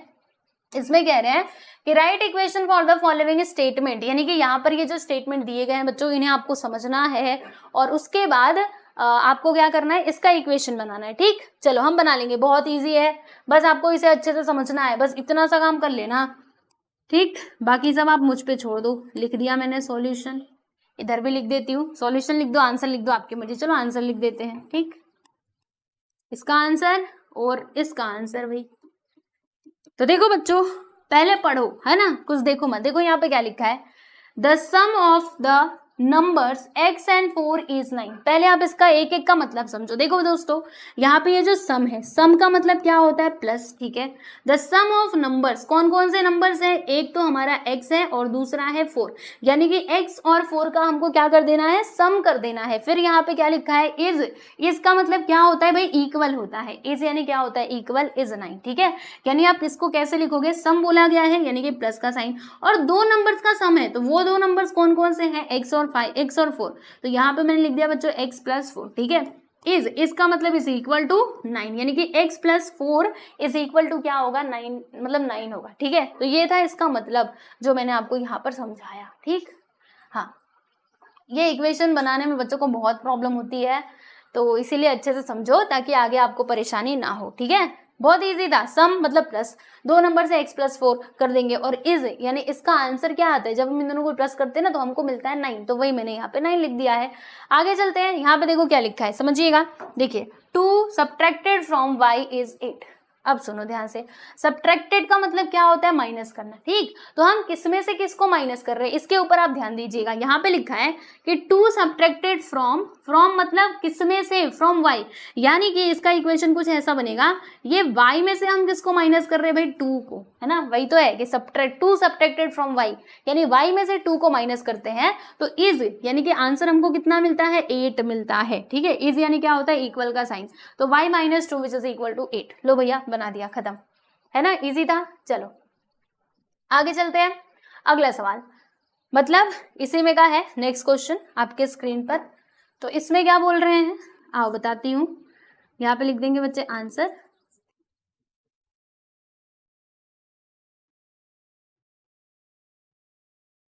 ठीक। देखो क्या लिखा है, 10 टाइम्स a इज 17। 10 टाइम्स का मतलब क्या होता है, जैसे मैंने बोला 2 टाइम, 2 टाइम मतलब क्या, 2 गुना, 3 टाइम बोला तो 3 गुना, 4 टाइम बोला तो 4 गुना, ठीक है। अब ये गुना मतलब क्या, 4 गुना, 5 गुना, यानी क्या मतलब मल्टीप्लाई करना। जैसे कि मैंने यहाँ पे लिखा 2, मैं कहती हूँ 2 का 2 गुना करो, यानी 2 टाइम्स करो, तो आप क्या करेंगे, इसमें 2 से मल्टीप्लाई कर देंगे। मैंने कहा 2 का 3 गुना करो, यानी कि 3 टाइम्स करो, तो आप ये 2 में किससे मल्टीप्लाई कर देंगे बच्चों, 3 से मल्टीप्लाई कर देंगे, समझ रहे। यानी ये जो गुना होता है ना, ये टाइम्स होता है, 4 टाइम्स, 2 टाइम्स, 10 टाइम्स, इसमें क्या करना होता है, हमको मल्टीप्लाई करना होता है, ठीक है। जितने टाइम वो हुआ रहता है उतने टाइम। तो यहाँ पे क्या लिखा है कि 10 टाइम्स a इज 70, मतलब a का हमको क्या करना है, a का हमको 10 टाइम्स कर देना है, यानी कि 10 में हमें मल्टीप्लाई करना है, समझिएगा ध्यान से। देखो मतलब a में हमें मल्टीप्लाई करना है दोस्तों 10 से, क्योंकि a का 10 टाइम्स बोला है, बराबर। इज मतलब equal, this is equal to 70, यानी इसको आप प्रॉपरली लिखोगे तो क्या लिखोगे, देखो यहाँ पे 10 इंटू a करने पे हमको 10a मिलेगा, दोनों को एक साथ लिख दो और यहाँ पे लिख देना 70, बस ये हो गया आपका आंसर, समझे। आगे चलो, नेक्स्ट क्वेश्चन है कि the number b divided by 5 gives 6, यानी कि ये जो हमारे पास नंबर b है इसको हम डिवाइड करते हैं भाई, और किससे डिवाइड करते हैं, 5 से डिवाइड करते हैं, तो हमको आंसर क्या मिलता है, हमको आंसर मिलता है 6, ठीक है। आप कहेंगे अच्छा अभी तक तो इज लिखा हुआ था, अब तो यहाँ पे गिव्स लिख दिया, तो इज बोलो या गिव्स मिलो मतलब सेम है, ठीक है। इज बोले तो भी इक्वल का साइन लगाना, गिव्स बोले तो भी इक्वल का साइन लगाना। देखो यहाँ पे क्या बोल रहे हैं कि जब हम b को ना 5 से डिवाइड करते हैं, ठीक है, तो हमको आंसर क्या मिलता है, 6 मिलता है, यानी b divided by 5 is equal to 6, ठीक है, very simple. The number b divided by 5, देखो the number b divided by, देखो डिवाइड को हम लोग ऐसे अपॉन में करके लिखते हैं ना, इट गिव्स 6, तो b upon 5 is equal to 6, ठीक है। चलिए तो इक्वेशन हमने बना दिया, आप देख लो। आगे बढ़े अगले सवाल पे। तो 5वां क्वेश्चन आपके स्क्रीन पर ये रहा। अब इसमें क्या बोल रहे हैं भैया, देखो जरा देखते हैं। इधर हमने लिख दिया भाई सॉल्यूशन, ठीक है। चलो अब ध्यान से देखो, इधर इन्होंने क्या लिखा है कि 3/4 ऑफ t, अच्छा 3/4 ऑफ t इज 15। अब बच्चों ये 3/4 क्या है, आप जानते हैं 1/4, 3/4 ये सब है क्या, बताती हूँ आपको। देखो 3/4 का मतलब क्या, 3/4 यानी क्या होता है कि 4 में से 3, ठीक है। 3/4 मतलब 4 में से 3, और इसको लिखते कैसे हैं, तो हम इसको ऐसे लिखते हैं 3/4, ठीक है, समझ में आ रहा है। 4 में से 3, 3/4 बोला है, अगर 1/4 कहता तो हम इसको ऐसे लिखते 1/4, इसको क्वार्टर भी वैसे कहा जाता है, ठीक है। तो 1/4 कहता तो 1/4 लिखते, 3/4 इन्होंने बोला है तो हम यहाँ पे 3/4 लिखेंगे, ठीक है। तो 3/4 हमें किसका लेना है भाई, t का 3/4 लेना है, ठीक है। तो देखो यहाँ पे लिखेंगे हम लोग 3/4 ऑफ t, ऑफ का मतलब देखो बच्चों समझिएगा ध्यान से, यहाँ पे है कि 3/4 ऑफ t, ठीक है। 3/4 ऑफ t इज यानी इक्वल और मतलब 15, ठीक है। तो आप देखो बच्चों ऑफ का मतलब क्या होता है, मैंने आपको बताया था ना मल्टीप्लाई, ठीक है। तो ऑफ का मल्टीप्लाई कर देंगे यहाँ पे 15, अब 3 का मल्टीप्लाई t में कर दो, तो यहाँ पे आ जाएगा दोस्तों 3t अपॉन में 4 विच इज इक्वल टू 15, ठीक है। तो ये हो गया आपका इक्वेशन, समझ में आया। आगे चलो, अगला यहाँ पे दिया है कि 7 times m plus 7 gets you 77, यानी देखो 7 टाइम्स m मतलब m का 7 टाइम्स, और इसमें हम क्या करते हैं बच्चे, प्लस करते हैं 7 को। देखो 7 टाइम्स m प्लस 7 मतलब 7 टाइम m का 7 टाइम, और उसमें हम प्लस 7 करते हैं तो हमको मिलता क्या है, गेट्स यू, यानी आपको मिलेगा क्या मिलेगा भाई, 77 मिलेगा। यानी देखो m का हमको 7 टाइम्स करना है तो 7 इंटू m करेंगे, क्योंकि टाइम का मतलब मल्टीप्लाई करना, और इसमें हमें 7 को प्लस कर देना है तो फिर हमें मिलेगा 77। अब इसको ठीक से लिख दो, 7 इंटू m करोगे तो बच्चों यहाँ पर मिल जाएगा हमको 7m plus 7 which is equal to 17, बस ये हो गया आपका मतलब इक्वेशन। ठीक, चलिए आगे चलते हैं और आगे अब हम किसकी बात करेंगे, जो हमारे अगले क्वेश्चंस दिए गए उनकी बात करेंगे। और किसकी बात करेंगे, चलो अगला सवाल आपकी स्क्रीन पर ये रहा। अब इसमें क्या कह रहे हैं कि 1/4 of a number x minus 4 gives 4। अच्छा, ये है हमारा सवाल, तो कोई बात नहीं, हम देंगे ना इसका जवाब, कोई टेंशन वाली बात नहीं है। देखो इसमें क्या लिखा है कि 1/4 ऑफ अ नंबर x, मतलब आपके पास कोई एक नंबर है जो क्या है बच्चे x है, अब उसका हमको 1/4 लेना है। तो 1/4 का मतलब क्या होता है बच्चों, 1/4 यानी अभी पीछे बताया था ना 1/4। ठीक है, तो हमें x का 1/4 लेना है। देखो ऐसे 1/4 ऑफ x, ठीक है, 1/4 ऑफ x माइनस 4, यानी अब इसमें से हमको -4 भी करना है, तो -4 गिव्स, यानी ये हमको क्या देता है बच्चे, ये हमको 4 देता है। इसका मतलब ये हुआ, देखो 1/4 ऑफ अ नंबर x, यानी x का 1/4 -4, यानी 4 को माइनस कर दो तो ये आपको देता है 4। ठीक है, अब इसको ठीक से लिख दो, तो 1/4 इंटू x हम लिखेंगे, -4 बराबर 4। अब इसको सॉल्व कर दो, तो 1 का मल्टीप्लाई x में करोगे तो यहाँ पे x ही आएगा, तो x/4 -4 which is equal to 4। ये है बच्चों आपका इक्वेशन। ठीक है, आगे चलो अगला सवाल। अब इसमें क्या लिखा हुआ है, पढ़ेंगे जरा हम इसको भी। देखो क्या लिखा है कि इफ यू टेक, बताती हूँ, देखो if you take away 6 from 6 times y you get 60। यानी क्या बोला है, देखो if you take away 6 from 6 times y, यानी आप क्या करते हैं, सुनिए ध्यान से, है ना, इसमें बहुत गड़बड़ हो सकती है क्योंकि बाकी सब तो इजी था, हम इजीली समझ पा रहे थे, लेकिन यहाँ पर इन्होंने जो दिया है वो हमारे दिमाग में कुछ समझ नहीं आ रहा है ना। इन्होंने सब्ट्रैक्टेड की जगह पर टेक्स अवे क्या क्या लिख दिया है, तो एक एक वर्ड को डिकोड करो। देखो इफ यू टेक अवे का मतलब क्या होता है, ले लेना मतलब निकाल लेना यानी कि माइनस करना। समझे, हर टाइम सब्ट्रैक्शन नहीं लिखा होगा, कुछ जो वर्ड्स है वो ऐसे मतलब इधर उधर करके भी दिए जा सकते हैं। तो टेक अवे का मतलब क्या होता है, माइनस करो। ठीक है, तो if you take away 6 from 6 times of y, यानी कि आप क्या करते हैं, आप माइनस करते हैं। टेक्स अवे मतलब क्या होता है, निकालना। आप ना निकाल लेते हैं, क्या निकालते हैं, 6 निकालते हैं। किसमें से 6 निकालते हैं, तो 6 टाइम्स ऑफ y, यानी जो y का 6 टाइम्स है उसमें से आप 6 को निकालते हैं, तो फिर आपको आंसर क्या मिलता है, 60 मिलता है। देखो बच्चों इसे आपको ऐसे करना है, देखो 6 टाइम्स ऑफ y में से 6 टाइम्स ऑफ y का मतलब क्या हुआ, 6y।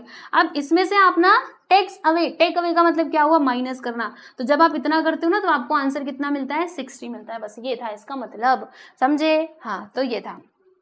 ठीक है, कंफ्यूज मत होना, अच्छे से प्रैक्टिस करोगे ना आपको सारी बातें समझ में आ जाएंगी। एक बार फिर से देखो, इफ यू टेक अवे, आप निकाल लेते हो 6 फ्रॉम 6 टाइम्स ऑफ y, यानी 6 टाइम्स ऑफ y में से आप 6 को माइनस कर लेते हो, देन आपको आंसर क्या मिलता है, 60 मिलता है। ठीक, चलिए तो ये भी हो गया। अब ये आई थिंक लास्ट है, हाँ ये लास्ट है। चलो भैया इसको भी जरा देख ले, तो इसमें क्या बोल रहे हैं ये लोग, देखते हैं, है ना, कुछ तो लोग बोलेंगे ही। चलो देखते हैं अब ये लोग क्या बोल रहे हैं कि if you add 3 to 1/3 of z you get 30। हाँ, इसको भी समझना पड़ेगा। देखो अगर आप क्या करते हो बच्चों, ऐड करते हो, ठीक है, क्या ऐड करते हो, 3 to 1/3 ऑफ z, यानी z का जो 1/3 है उसमें अगर आप 3 को ऐड करते हैं तो फिर आपको आंसर मिलता है 30, यानी कुछ ऐसे। देखो 1/3 ऑफ z हमको लेना है, तो 1/3 ऑफ z।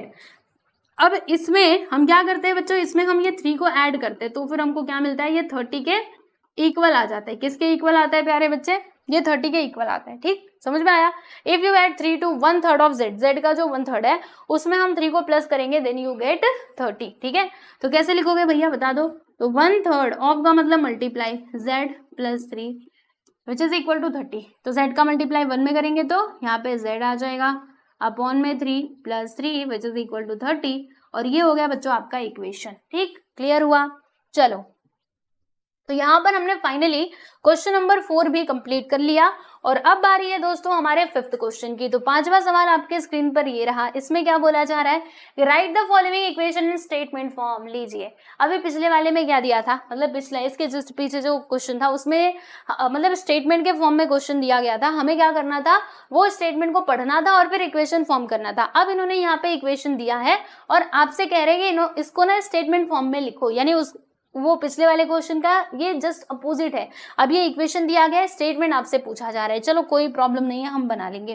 ठीक, हाँ एक एक करके सारे क्वेश्चन करेंगे, डोंट वरी। आओ अब इसका आंसर लिखते हैं। देखो समझना पड़ेगा अच्छे से क्या बोला है इन्होंने यहाँ पर, इन्होंने कहा है कि p + 4 which is equal to 15। ये कह रहे हैं कि p + 4 जो है अगर आप ये करते हो तो आपको 15 मिलता है। तो सोचो ये कैसे आप बना सकते हैं। तो यहाँ पे हम बोलेंगे कि sum of number p and 4 is 15। आप ऐसे लिख सकते हो, है ना। तो चलो लिख देते हैं sum of numbers p and 4 is 15। ठीक, तो ये लीजिए बच्चों, हमने फर्स्ट वन कंप्लीट कर लिया। अब उसके बाद सेकेंड सब क्वेश्चन की बात कर लेते हैं। तो सेकेंड सब क्वेश्चन इसमें क्या दिया है कि m - 7 which is equal to 3। अब जरा इसका आंसर बता दो। इसमें देखो बच्चों माइनस किया जा रहा है, तो माइनस के लिए स्टेटमेंट आप क्या बनाएंगे। तो माइनस के लिए स्टेटमेंट हम ऐसे बना सकते हैं कि 7 is subtracted from m gives 3। आप ऐसे भी लिख सकते हो, ठीक है। मतलब जैसे ये स्टेटमेंट दिया था ना दोस्तों, आप इसको देख करके समझ करके लिख सकते हो। जैसे माइनस वाला इधर दिया था ना, क्या लिखेंगे हम कि 2 सब्ट्रैक्टेड फ्रॉम y इज 8, ठीक है, ऐसे दिया गया था। तो हम यहाँ पे लिख देते हैं, देखो क्या लिखेंगे एक मिनट रुकना जरा। यहाँ पर the sum of numbers x and 4 is 9। तो यहाँ पर हमने सही तो लिखा है। अच्छा, यहाँ पे बस हमने द नहीं लगाया, तो लगा लेना आप द, ठीक है। The sum of numbers the, इधर द आप जोड़ लो, ठीक है। चलो, तो क्या लिखेंगे बच्चों, यहाँ पर हम क्या लिखेंगे कि 7 is subtracted from m, 7 subtracted from m is 3, ठीक है। ऐसे आप लिख सकते हो अपने मन से। तो यहाँ पे हम लिखेंगे कि 7 सब्ट्रैक्टेड फ्रॉम m, ठीक है, 7 सब्ट्रैक्टेड m इज 3, ठीक है। तो ये लीजिए, हमने यहाँ पे सेकेंड सब क्वेश्चन भी कंप्लीट कर लिया। और अब हम बात करते हैं हमारे अगले सवाल यानी कि थर्ड सब क्वेश्चन की। तो चलो बच्चों, थर्ड सब क्वेश्चन को ना हम लोग यहाँ पर इधर ही सॉल्व कर देते हैं, लाइन से सॉल्व करते हैं। तो तीसरा सब क्वेश्चन क्या दिया था आप जरा देख लीजिए। तो इसमें दिया था बच्चों 2m which is equal to 7, right. तो इधर मैं लिख देती हूँ 2m which is equal to 7। अब इसका स्टेटमेंट क्या बनेगा जरा बता दो बच्चों। तो इसका स्टेटमेंट यहाँ पे आप बना सकते हो कि 2 टाइम्स ऑफ m इज 7, ठीक है। ऐसे लिख दो, क्योंकि देखो यहाँ पे m का क्या है बच्चों, m का 2 टाइम्स है ना। तो आप लिख दीजिए कि 2 times of a number m is 7, ठीक है। तो हम इधर लिख देते हैं 2 टाइम्स ऑफ अ नंबर यानी कोई हमारे पास नंबर है जो क्या है बच्चे m है, ठीक है, m। तो इसका जब हम 2 टाइम्स करते हैं तो वो किसके इक्वल आता है, 7 के इक्वल आता है। तो वही हम लिख रहे हैं कि 2 times of a number m is 7, ठीक है, समझ गए। चलो, अब उसके बाद हम बात करते हैं इसी में फोर्थ वाले सब क्वेश्चन की। तो चलो यहाँ पे डाल देते हैं बच्चों नंबर 4। तो फोर्थ क्वेश्चन में क्या बताया जा रहा है, तो देखो यहाँ पे लिखा है कि m/5 which is equal to 3। तो चलिए मैं इधर लिख देती हूँ बच्चों m/5 which is equal to 3। Question यही है, जरा देख लो एक बार। बिल्कुल, तो आप बताओ आप इसका स्टेटमेंट कैसे बना करके लिख सकते हो। तो इसका स्टेटमेंट कैसे बनेगा, चलो सोचते हैं। तो देखो दोस्तों, यहाँ पे ये जो नंबर हमारे पास m है, इसका क्या किया जा रहा है बच्चों, इसका किया जा रहा है 1/5, है ना। देखो यहाँ पे m/5 लिखा है, यानी अगर आप इसको तोड़ करके लिखोगे तो आप इसको ऐसे लिख सकते हो m × 1/5, है ना। समझ में आ रहा है, यानी m का हमने क्या कर दिया है बच्चों, 1/5 कर दिया है, ठीक है। तो 1/5 ऑफ m इज 3, ठीक है। ऐसे लिख देते हैं हम, क्या लिखेंगे कि यहाँ पर 1/5 of m of a number, ठीक है, of a number m is, ये किसके इक्वल है भाई, 3 के इक्वल है। तो यहाँ पर हमने लिख दिया दोस्तों 3, ठीक है, समझ गए। तो ये देखिए यहाँ पर हम 4 क्वेश्चंस कंप्लीट कर चुके हैं और अब अगले पेज पे चलेंगे और सॉल्व करेंगे हमारे बचे हुए क्वेश्चंस को। अब इसको मैं डिलीट कर देती हूँ, 4 तो हो गया ना। चलो, अब 5वें सवाल की बारी है। तो 5वां क्वेश्चन आपके स्क्रीन पर ये रहा, जो कि मैं वापस से लिख भी देती हूँ, है ना। 5वां यहाँ पे मैं लिख देती हूँ, चिंता वाली कोई बात नहीं है। 5वां यहाँ पे है 3m/5 which is equal to 6, ठीक है बच्चों। अब इसका आंसर आप कैसे लिखेंगे, स्टेटमेंट में इसको बना करके लिखिए।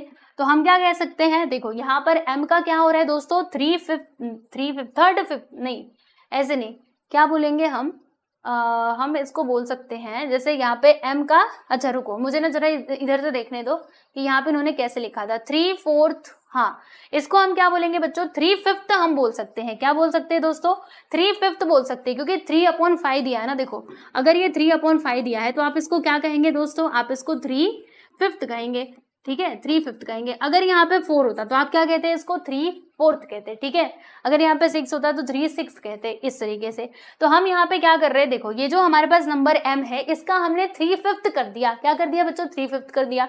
ठीक है, तो फिर ये किसके इक्वल होता है, 6 के इक्वल होता है। तो बस यहाँ पे आप लिख दीजिएगा, क्या लिखेंगे ऐसे लिखेंगे कि 3/5 3/5 of a number m of a number m is equal to 6। ठीक है, is 6 बराबर। चलो आगे चलते हैं और अब हम बात करते हैं हमारे छठवें सवाल की। तो छठवां क्वेश्चन आपके स्क्रीन पर ये रहा। इसमें क्या लिखा है इन्होंने कि 3p+4 which is equal to 25। अब जरा इसका स्टेटमेंट बना के दिखाओ। अभी तक तो बहुत इजी आ रहे थे, अब देखो यहाँ पे प्लस कर दिया। हमने कहा ठीक है कोई प्रॉब्लम नहीं है, हम इसको भी कर लेंगे। देखो यहाँ पे क्या लिखा है बच्चों, यहाँ पे लिखा है 3p+4, यानी एक नंबर है मान लीजिए आपके पास p। ठीक है, उसका हमने क्या कर दिया, थ्राइस कर दिया, यानी कि 3 टाइम्स। थ्राइस मतलब जैसे ट्वाइस यानी 2 टाइम्स होता है। ठीक है, थ्राइस यानी क्या होता है बच्चों, 3 टाइम्स। ठीक है, यानी कि हम p का क्या कर रहे हैं, 3 टाइम्स कर रहे हैं, और उसमें हम प्लस कर रहे हैं किसको, 4 को। ठीक है, तो आप इसका स्टेटमेंट कैसे बना सकते हो, हम इसका स्टेटमेंट ऐसे बना सकते हैं कि 3 टाइम्स ऑफ p + 4 इज 25। ठीक है, आप ऐसे बना करके लिख दो। क्या लिखेंगे, देखो 3 times of a number p 3 times of a number p + 4। ठीक है, p + 4 इज 25। ठीक, 25। और दोस्तों आप इसका स्टेटमेंट और किस तरीके से बना सकते थे, हम इसका स्टेटमेंट और ऐसे भी कह सकते थे कि the sum of a number, नहीं, sum of 3 times of p and 4 है ना, the sum of a number, हाँ जो मैंने आपको बोला 3 times of a number p + 4 which is equal to 25। ठीक है, अच्छा p प्लस बीच में नहीं जोड़ना था ना, सम जोड़ दिया यानी कि प्लस। ठीक है, तो ये भी जो मैंने लिखा है ये भी राइट है। बाकी आप अपने मन से भी स्टेटमेंट बना के लिख सकते हैं, और स्टेटमेंट जब आप अपने मन से लिखेंगे तो आपको मतलब मार्क्स कट नहीं होंगे। ठीक है, बस वो स्टेटमेंट जो है वो आपका सही होना चाहिए, बस इतना ही आपसे एक्सपेक्ट किया जाता है। ठीक है, चलो आगे चलते हैं और अब हम बात करते हैं बच्चों अगले सवाल की। तो 7th वन हम यहीं पे सॉल्व कर लेंगे, है ना। चलिए, तो 7th वन क्या दिया है भाई, अच्छा इसमें बस इतने ही क्वेश्चंस दिए गए थे, नहीं है ना। देखो यहाँ पर हमने ये दोनों किया, अभी 7th वन बचा हुआ है। देखो 4p - 2 which is equal to 18, इधर मैंने लिखा बच्चों 4p - 2 which is equal to 18। अब जरा इसको बनाओ, सोचो सोचो सोचो क्या क्या हो सकता है। तो देखो बच्चों यहाँ पर क्या हो सकता है हम आपको बताते हैं। तो यहाँ पर ये हो सकता है, जैसे क्या बोलेंगे कि 2 is subtracted from 4 times of a number p gives 18, आप ऐसे बोल सकते हो। ठीक है, जो मैंने अभी स्टेटमेंट बोला, या फिर आप ऐसे कह सकते हैं कि 2 subtracted from 4 times of a number p is 18, कैसे भी बना करके लिख सकते हो। चलो लिख दो, तो क्या लिखेंगे हम, 2 subtracted from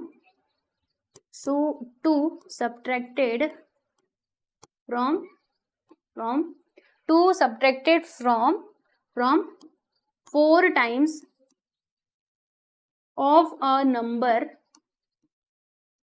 of a number p gives 18, आप ऐसे लिख दो, या फिर इज 18 लिख दो, गिव्स 18। ठीक, बताओ भाई कोई परेशानी, आप अपने मन से स्टेटमेंट बना के लिख लेंगे ना। चलिए चौथा नहीं 8वां, मैं कहाँ हूँ, मेरा दिमाग कहाँ है।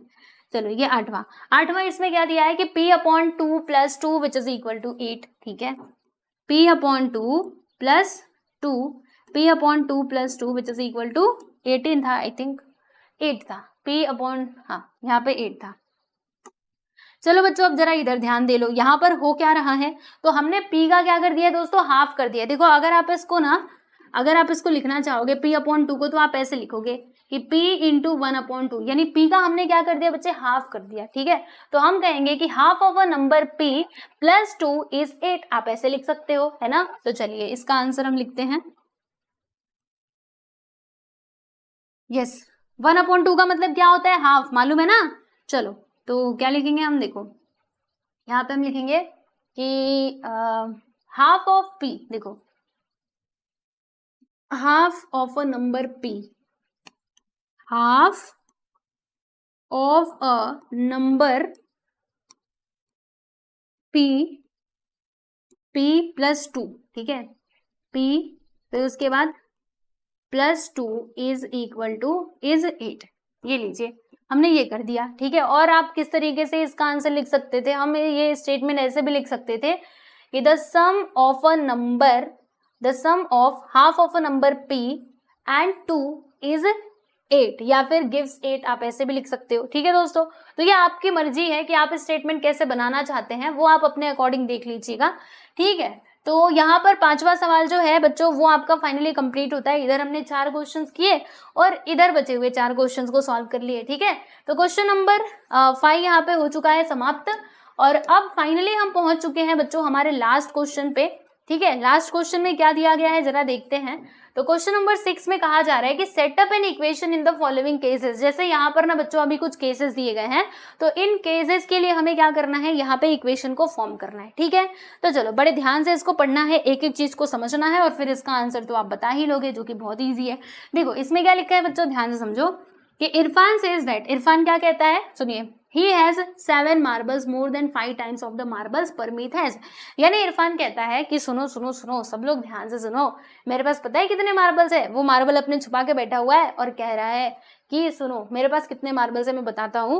परमीत के पास जितने भी मार्बल्स है ना, उससे उसके 5 टाइम्स से, यानी परमीत के पास जितने भी मार्बल्स है उसके 5 टाइम्स, 5 टाइम्स का मतलब 5 गुना आपको करना पड़ेगा, ठीक है। तो उसके 5 गुने से 7 ज्यादा है, वो यहाँ पे बोलने की कोशिश कर रहा है, यानी कि बोल रहा है, ठीक है दोस्तों।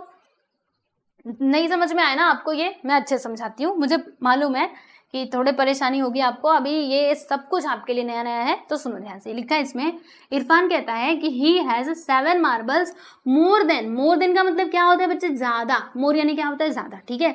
तो 7 मार्बल्स ना उसके पास ज्यादा है, और किससे किससे 7 मार्बल्स ज्यादा है, देखो यहाँ पे लिखा है 5 times the marbles Parmeet has, यानी परमीत के पास जितने भी मार्बल्स थे उसके 5 टाइम्स से 7 मार्बल्स ज्यादा है। किसके पास है भैया, इरफान के पास ज्यादा है, ठीक है। चलो आगे बढ़ो, आगे क्या लिखा है, यहाँ पे बोला जा रहा है कि इरफान के पास टोटल कितने मार्बल्स हैं, तो 37 मार्बल्स हैं, ये बात आप ध्यान रखना, ठीक है। अब देखो दोस्तों यहाँ पे इन्होंने हिंट भी दे दिया, अगर हिंट नहीं दिया रहता तो भी कोई परेशानी नहीं थी, लेकिन अगर इन्होंने दिया है तो चलो हम देख लेते हैं। इसमें लिखा है कि take M to be the number of Parmeet's marbles, यानी आप ऐसा अज्यूम कर लो कि परमीत के पास कितने मार्बल्स है, M मार्बल्स है, ऐसा आप अज्यूम कर लो और फिर यहाँ पे इक्वेशन फॉर्म करो, ठीक है। चलो हम सॉल्यूशन इसका देखते हैं। इधर लिख दिया बच्चे हमने इसका सॉल्यूशन, ठीक है। अब ध्यान देना, हम यहाँ पे अज्यूम करेंगे, क्या अज्यूम करेंगे कि परमीत के पास कितने मार्बल्स हैं, तो M मार्बल्स है, ऐसा हमने अज्यूम कर लिया। तो हम यहाँ पे लिखते हैं कि लेट परमीत हैज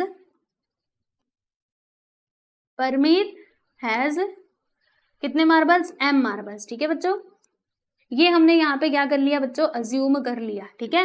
अब अकॉर्डिंग टू गिवन कंडीशन, अब इस कंडीशन के अकॉर्डिंग क्या होगा कि इरफान के पास कितने मार्बल्स होंगे, ध्यान दीजिएगा। वैसे तो हमने क्वेश्चन में देखा कि इरफान के पास ना टोटल 37 मार्बल्स हैं, ठीक है बच्चों। यहाँ पे हम लिखते हैं कि according to question, according to question. अब जरा क्वेश्चन के ऊपर ध्यान देना भैया, है ना, क्वेश्चन में जो स्टेटमेंट दिया गया उसको देखो कि परमीत के पास ना बच्चों टोटल 37 मार्बल्स है। कितने मार्बल्स है भाई, 37 मार्बल्स है, ठीक है। अब ये 37 हमको कैसे मिलेगा, देखो यहाँ पे ये स्टेटमेंट लिखा गया था कि इरफान सेज दैट, परमीत नहीं सॉरी, इरफान के पास कितने मार्बल्स हैं, 37 मार्बल्स है, इसीलिए मैंने यहाँ पे 37 लिख दिया। मैं जरा इधर लिखती हूँ, देखो ये परमीत के पास ना बच्चों इतने मार्बल्स हैं, ठीक है। और देखो स्टेटमेंट में क्या बोला था कि उसके पास कितने मार्बल्स है, सुनो क्या लिखा है, that he has 7 marbles more than 5 times the marbles Parmeet has, यानी परमीत के पास जितने भी मार्बल्स थे उसका 5 टाइम्स कर दो, तो उसके पास कितने मार्बल्स है भैया, परमीत के पास M, तो इसका हमको क्या कर देना है बच्चों, 5 टाइम्स कर देना, यानी कि 5 में हम मल्टीप्लाई करने वाले हैं, मतलब M में मल्टीप्लाई करने वाले 5 से, ठीक है। तो इसके 5 टाइम्स से 7 ज्यादा है, 7 ज्यादा का मतलब क्या होता है, प्लस करना, ज्यादा यानी आप सोचिए कि आप अभी 15 साल के हो, मैंने कहा कि आप अपने एज में ना 3 साल और, मतलब आप अपने, जैसे मैं हूँ, ठीक है, तो आपकी जितनी भी एज है उससे मैंने कहा कि मैं ना आपसे 3 साल ज्यादा, मतलब 3 साल बड़ी हूँ, ठीक है। तो आप क्या करोगे, अपने एज में 3 साल को ऐड कर दोगे, ऐसे ही तो करोगे। तो मोर का मतलब क्या होता है, मोर यानी प्लस करना, तो हम यहाँ पे प्लस कर देंगे 7 को, ठीक है। तो ये हमारा इक्वेशन बन जाएगा। तो देखो बच्चों इक्वेशन हमारा क्या बनेगा, इसको इधर लिखना और इसको उस साइड लेकर के चले जाना। तो यहाँ पे हम लिखेंगे 5m plus 7 which is equal to 37 और ये आपका इक्वेशन यहाँ पे बन गया। ठीक है, समझे।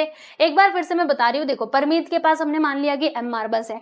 अब क्वेश्चन में दिया गया था कि इरफान सेज दैट, वो क्या कहता है कि he has 7 marbles more than 5 times of Parmeet has, यानी परमीत के पास जितने भी मार्बल्स थे उसका 5 टाइम करो, उसमें 7 प्लस करो, तब आपको मिल जाएगा इरफान के पास जितने मार्बल्स है वो आपको पता चल जाएगा। तो हमने क्वेश्चन में देखा था कि इरफान के पास 37 मार्बल्स हैं, तो ये 5m प्लस 7 किसके इक्वल हो जाएगा, 37 के इक्वल हो जाएगा। बस यहाँ पर आपका हो चुका है ये क्वेश्चन समाप्त, जो कि बहुत इजी था। लो भैया कर लिया हमने, है ना।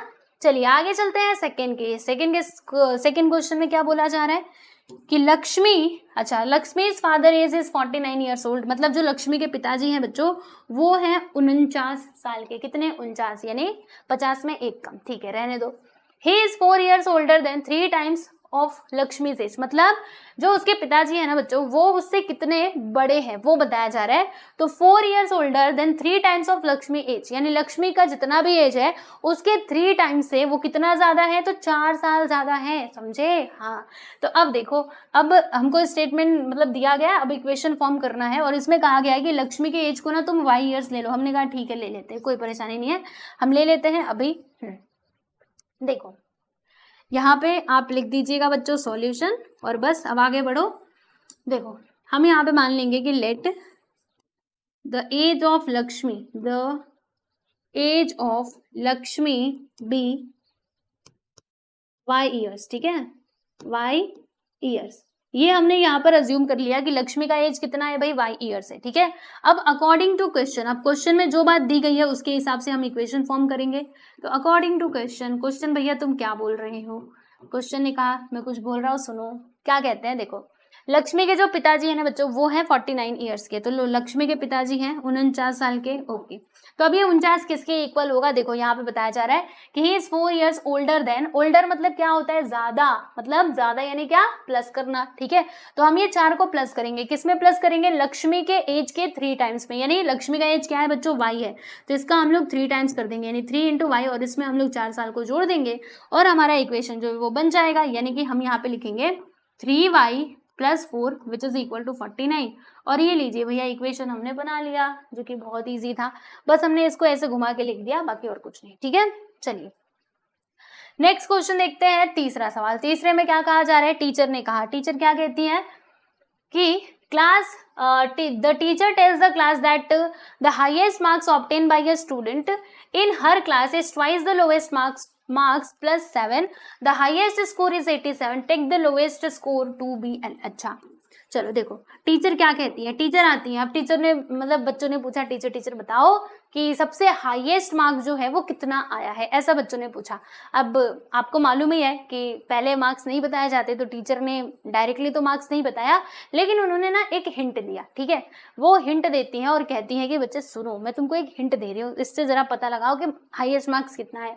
उन्होंने कहा कि highest marks obtain by a student, यानी हाईएस्ट मार्क्स क्या है सुनो, in her class twice the lowest marks, यानी जो लोएस्ट मार्क्स है उसका आप 2 गुना कर दो और फिर उसमें प्लस 7 कर दो, तो आपको हाईएस्ट मार्क्स मिल जाएगा। और हाईएस्ट मार्क्स यहाँ पे कितना दिया गया था, 87। ठीक है, तो 87 आपको मिलेगा। तो चलो अब इसको हम लिखते हैं। तो देखो दोस्तों कंपैरिजन हम किसके साथ कर रहे हैं, लोएस्ट मार्क्स के साथ ना, तो इसीलिए हम लोग लोएस्ट मार्क्स को क्या मानेंगे, एल मानेंगे। वैसे हमें हिंट भी दिया गया है कि take the lowest marks, lowest score to be L. ठीक है, तो यहाँ पे हम लिखेंगे बच्चों, क्या लिखेंगे कि लेट द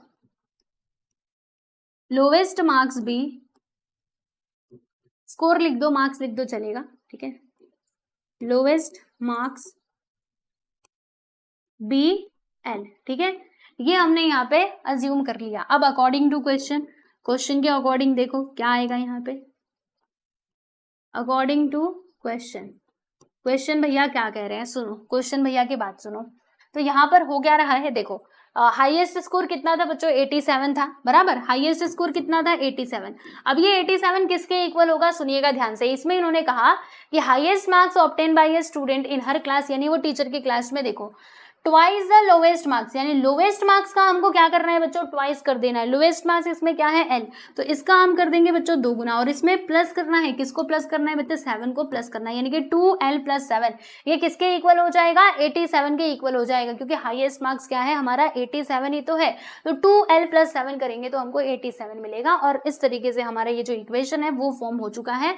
ठीक है, समझे, एक बार फिर से बता रही हूँ, सुनो ध्यान से। हाईएस्ट मार्क्स कितना था 87, टीचर कहती है कि हाईएस्ट मार्क्स कितना है स्टूडेंट का, तो 2 टाइम्स ऑफ एल कर दो, यानी लोवेस्ट मार्क्स का 2 टाइम्स, उसमें +7 कर दो, हाईएस्ट मार्क्स तुमको मिल जाएगा। तो ये लीजिए, हमने इक्वेशन बना लिया। नेक्स्ट यहाँ पर देखेंगे हम लोग, जो कि लास्ट क्वेश्चन होने वाला है इस एक्सरसाइज 4.1 का।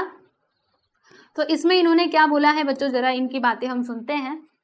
इसमें ये कहते हैं कि in an isosceles triangle the vertex angle is twice either base angle, अच्छा, और let the base angle be in degrees, remember that the sum of angles of a triangle is 180 degree. अच्छा, तो ये हमारा सवाल है। अब पहले तो आप ये समझो कि जो आपका आइसोसेलियस ट्रायंगल है ना बच्चे, उसकी प्रॉपर्टी क्या क्या होती है, इट इज वेरी इंपॉर्टेंट। हाँ, देखो, जैसे let us suppose that we have a triangle like this, okay, तो इस ट्रायंगल का हम नाम लिख देते हैं बच्चों ABC, okay, and it is an isosceles triangle. मैंने क्या कहा कि ये एक आइसोसेलियस ट्रायंगल है।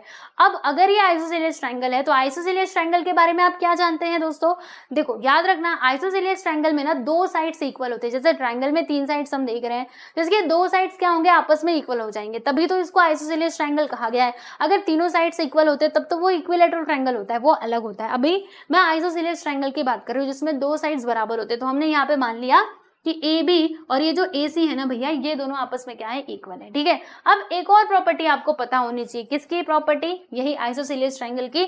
हमने देखा कि इसके 2 साइड्स बराबर है, कौन कौन से, AB और AC। ठीक है, तो अब सुनो ध्यान से, आइसोसेलियस ट्रायंगल में क्या होता है कि जो हमारे इक्वल साइड्स होते हैं ना बच्चों, उनके अपोजिट में जो एंगल्स है ना वो भी क्या होते हैं, बराबर होते हैं। यानी इस साइड के अपोजिट में ये एंगल बन रहा है और इस साइड के अपोजिट में ये वाला एंगल बन रहा है, यानी ये दोनों आपस में क्या हो जाएंगे बच्चों, कॉन्ग्रुएंट हो जाएंगे। ये प्रॉपर्टी होती है, याद रखो, आइसोसेलियस ट्रायंगल की। 2 साइड्स तो इक्वल होते हैं, अब उनके अपोजिट में जो आने वाले एंगल्स होते हैं, यानी कि बेस एंगल्स, आप यहाँ पे देख भी सकते हो, ये दोनों बेस एंगल्स ही तो है, तो ये दोनों आपस में क्या हो जाएंगे, कॉन्ग्रुएंट, यानी कि बराबर हो जाएंगे। क्लियर हुआ? तो यस, इतनी बातें आपको ध्यान रखनी थी। अब यहाँ पे इन्होंने कुछ कंडीशन दिया है और उसके अकॉर्डिंग हमको क्या करना है बच्चों, इक्वेशन फॉर्म करना है। तो चलो, यहाँ पे ट्रायंगल की बात की जा रही है, तो हम ट्रायंगल को मान लेते हैं ABC। तो हम लिखते हैं कि let triangle ABC is an isosceles triangle. ठीक है, इज एन आइसोसेलियस ट्रायंगल, हमने ऐसा अज्यूम कर लिया। ठीक है, ओके। अब बच्चों, आइसोसेलियस ये ट्रायंगल है, ठीक, जिसमें कौन कौन से साइड्स इक्वल है, AB और जो AC है ना, ये दोनों आपस में क्या है बच्चों, इक्वल है। देखो, AB और AC यहाँ पर क्या है, इक्वल है। इसी के साथ ही ये जो दोनों एंगल्स है वो भी आपस में बराबर हो जाएंगे। तो एंगल कैसे लिखा जाता है, ऐसे, जैसे ये एंगल B है तो मैंने यहाँ पे एंगल B लिख दिया, और ये एंगल क्या है बच्चों, एंगल C है, तो ये मैंने लिख दिया यहाँ पे एंगल C। तो एंगल B और एंगल C दोनों आपस में क्या हो जाएंगे, बराबर हो जाएंगे। व्हाई? बिकॉज ये तो हमारा आइसोसेलियस ट्रायंगल है, इसीलिए। ठीक है, समझ में आ रहा है ना आप सभी लोगों को? हाँ, चलो, यहाँ तक की कहानी तो आपने समझ ली बहुत अच्छे से। मैं ना एक काम करती हूँ, हाँ, इसको ऐसे, मतलब चलेगा, ऐसे आगे पीछे लिख सकते हैं। चलो, मैं इसको ऐसे लिख देती हूँ, क्योंकि AB के आगे, AB के जस्ट सामने AC है, और AC के जस्ट सामने, एक मिनट, कहाँ थे हम, AB के सामने, हाँ ठीक है, और AC के सामने B है, तो ये दोनों आपस में बराबर हो जाएंगे। ठीक, अब आगे देखो, आगे ये समझोगे। अब यहाँ तक की कहानी तो मैंने आपको बता दी, जो हमें पहले से भी पता था। अब यहाँ पे देखो कि in an isosceles triangle, isosceles triangle में क्या हो रहा है कि द वर्टेक्स एंगल। अब बच्चों, इसमें वर्टेक्स एंगल कौन सा है, तो देखो आपको बताती हूँ। ये जो दोनों एंगल्स आपने देखे ना, देखो ये ट्रायंगल के बेस में बन रहे हैं, यानी कि इनको हम कह देंगे बच्चों बेस एंगल। और वर्टेक्स एंगल क्या होगा, तो ये जो आप एंगल देख रहे हैं दोस्तों, इसको हम कहेंगे वर्टेक्स एंगल। ठीक है, तो देखो क्या लिखा है कि the vertex angle is twice either base angle, मतलब जो हमारा वर्टेक्स एंगल है ना दोस्तों, वो बेस एंगल का क्या है, ट्वाइस, यानी कि 2 गुना। ठीक है, तो अगर मान लीजिए मैंने यहाँ पे बेस एंगल को x मान लिया, तो जो हमारा वर्टेक्स एंगल है वो क्या हो जाएगा, 2x। ठीक है, समझ रहे हो, यानी ट्वाइस करना है, 2 गुना कर देना हमको। और देखो, इसमें बोला भी है कि बेस एंगल को आप मान लीजिएगा, कितना मानिएगा, b मानिएगा। ठीक है, तो हम यहाँ पे लिख देते हैं दोस्तों कि let the base angle B, base angle B, base angle को हम क्या मान लेते हैं प्यारे बच्चे, बी मान लेते हैं। ठीक है, बेस एंगल को, इसको मैं थोड़ा दूसरे कलर से कर दूं, हाँ, बेस एंगल को हमने क्या मान लिया दोस्तों, बी मान लिया। सो देयरफॉर यहाँ पे वर्टेक्स एंगल क्या हो जाएगा, वर्टेक्स एंगल, वर्टेक्स एंगल किसके इक्वल होगा, तो 2b के इक्वल हो जाएगा, यानी 2 टाइम्स ऑफ b, बराबर, समझे ना, क्योंकि क्वेश्चन में ही दिया गया था, हमने ये सब अपने मन से थोड़े ना किया, क्वेश्चन में दिया गया था कि बेस एंगल को हमने b मान लिया, तो वर्टेक्स एंगल यहाँ पे क्या हो जाएगा दोस्तों, 2b हो जाएगा, ठीक है। अब सुनो ध्यान से, एक और बात पे आप ध्यान दीजिएगा, बेस एंगल यहाँ पे हमने b माना है, तो बेस एंगल b है, ओके, मतलब b है, जो हमने क्या माना है बच्चों, b माना है, तो ये हो जाएगा b, ठीक है। वैसे आप देख सकते हो कि हमने इधर लिखा था कि एंगल सी और एंगल बी दोनों आपस में इक्वल है ना, तो इसीलिए यहाँ पर दोनों के दोनों क्या क्या हो जाएंगे बच्चों, बी हो जाएंगे, मतलब ये भी बी होगा, ये भी बी होगा, समझे कि नहीं, क्योंकि दोनों आपस में इक्वल है, वो तो हमने ऊपर ही लिख दिया था, तो इसीलिए आप थोड़ा इधर नीचे ना ये एक लाइन आप ऐड कर लेना कि therefore angle C which is equal to angle B, और ये दोनों किसके इक्वल हो जाएंगे, बी के इक्वल हो जाएंगे, ठीक, ये लाइन आप जरूर ऐड कर लीजिएगा। फिर यहाँ पे जो वर्टेक्स एंगल है वो हो जाएगा 2b, ओके। वर्टेक्स एंगल मतलब क्या, एंगल है, इधर मैं लिख भी देती हूँ एंगल है, ठीक, यहाँ तक की कहानी समझ में आ गई। अब यहाँ पे हमको इक्वेशन बनाना था, और देखो इसमें एक और बात दी गई है कि ध्यान रखो कि the sum of angles of a triangle is 180 degree. तो देखो बच्चों एक और बात आपको मालूम होनी चाहिए कि ट्रायंगल में जितने भी एंगल्स होते हैं अगर हम उनका सम करें तो किसके वो इक्वल आता है, 180 के बराबर होता है। यानी अगर मैं यहाँ पे angle A, angle B, angle C करूंगी, मतलब सबको प्लस कर दूंगी, तो फिर मुझे किसके इक्वल ये मिलेगा, 180 डिग्री के इक्वल मिलेगा, ठीक है। तो यहाँ पे मैं ये स्टेटमेंट लिखती हूँ कि वी नो दैट, हमको मालूम है, क्या मालूम है हमको, ये स्टेटमेंट लिख देना, the sum of angles of a triangle is 180 degree, ठीक है। सो देयरफॉर यहाँ पर देखो बच्चों अभी क्या होगा, अगर मैं ट्रायंगल में इन सबको प्लस करूं, angle A plus angle B plus angle C, तो ये किसके इक्वल हो जाएगा बच्चों, 180 डिग्री के इक्वल हो जाएगा। अब एंगल ए का मेजरमेंट बता दीजिए 2b है, तो यहाँ पर मैंने लिख दिया दोस्तों 2b। एंगल बी कितना है, b है, और एंगल सी भी कितना है बच्चों, b है, which is equal to 180 degree. अब इसको सॉल्व कर दो, तो देखो ध्यान से, 2b प्लस बी, तो देखो सब मतलब सबके बीच में क्या है बच्चों, प्लस का साइन है, और यहाँ पर देखो 2b में अगर मैं ये b को प्लस करूँ, देखो b के आगे कुछ नहीं मतलब क्या है 1, इधर देखो b के आगे कुछ नहीं मतलब क्या है 1, ठीक है, ये है 1b और ये भी है 1b, तो 2b प्लस 1b 3b हो जाएगा, 3b प्लस 1b मिलकर के 4b हो जाएगा, यानी कि यहाँ पर क्या आएगा बच्चों, यहाँ पे आ जाएगा आपका 4b। समझ में आया कि नहीं, ये हमने कैसे किया, देखो इसके आगे कुछ नहीं मतलब 1 है, तो वो 1 आपको लिख के दिखाने की जरूरत थोड़ी ना है, वो सबको मालूम है कि वो 1 है, आपको इधर स्पेशली लिख के दिखाने की जरूरत नहीं है। तो आप देखो 2b प्लस b, तो 3b हो जाएगा, प्लस b किया तो 4b, यानी कि 4b किसके इक्वल आ जाएगा भैया, 180 के इक्वल हो जाएगा, और यही हमारा हो जाएगा दोस्तों फाइनली आंसर, यानी कि इक्वेशन, ठीक है। हमें इक्वेशन ही तो फॉर्म करना था, मतलब इसको सॉल्व थोड़े ना करना है, बस इक्वेशन फॉर्म करना है, लो भैया हमने कर दिया, ठीक है। यस, तो फाइनली आपका ये जो एक्सरसाइज 4.1 है ना बच्चों, ये होता है कंप्लीट। इसमें टोटल कितने क्वेश्चंस दिए गए थे, हमने सारे क्वेश्चन सॉल्व किए, इसमें टोटल 6 क्वेश्चंस दिए गए थे, 6 के 6 क्वेश्चंस मैंने आपको सॉल्व करके बता दिए हैं। तो आप लोग अच्छे से प्रैक्टिस कीजिएगा, और पीडीएफ के लिए आप क्या कर सकते हैं बच्चों, आप हमारे टेलीग्राम चैनल से जुड़ सकते हैं, ठीक है, या फिर हमारा एप्लीकेशन है एसके क्लास नाम से, आप उसको डाउनलोड कर सकते हैं, वहां पर भी आपको पीडीएफ जो है वो अवेलेबल हो जाएगा, ठीक है। तो चलिए बच्चों मिलते हैं नेक्स्ट वीडियो में, बाय एवरीवन।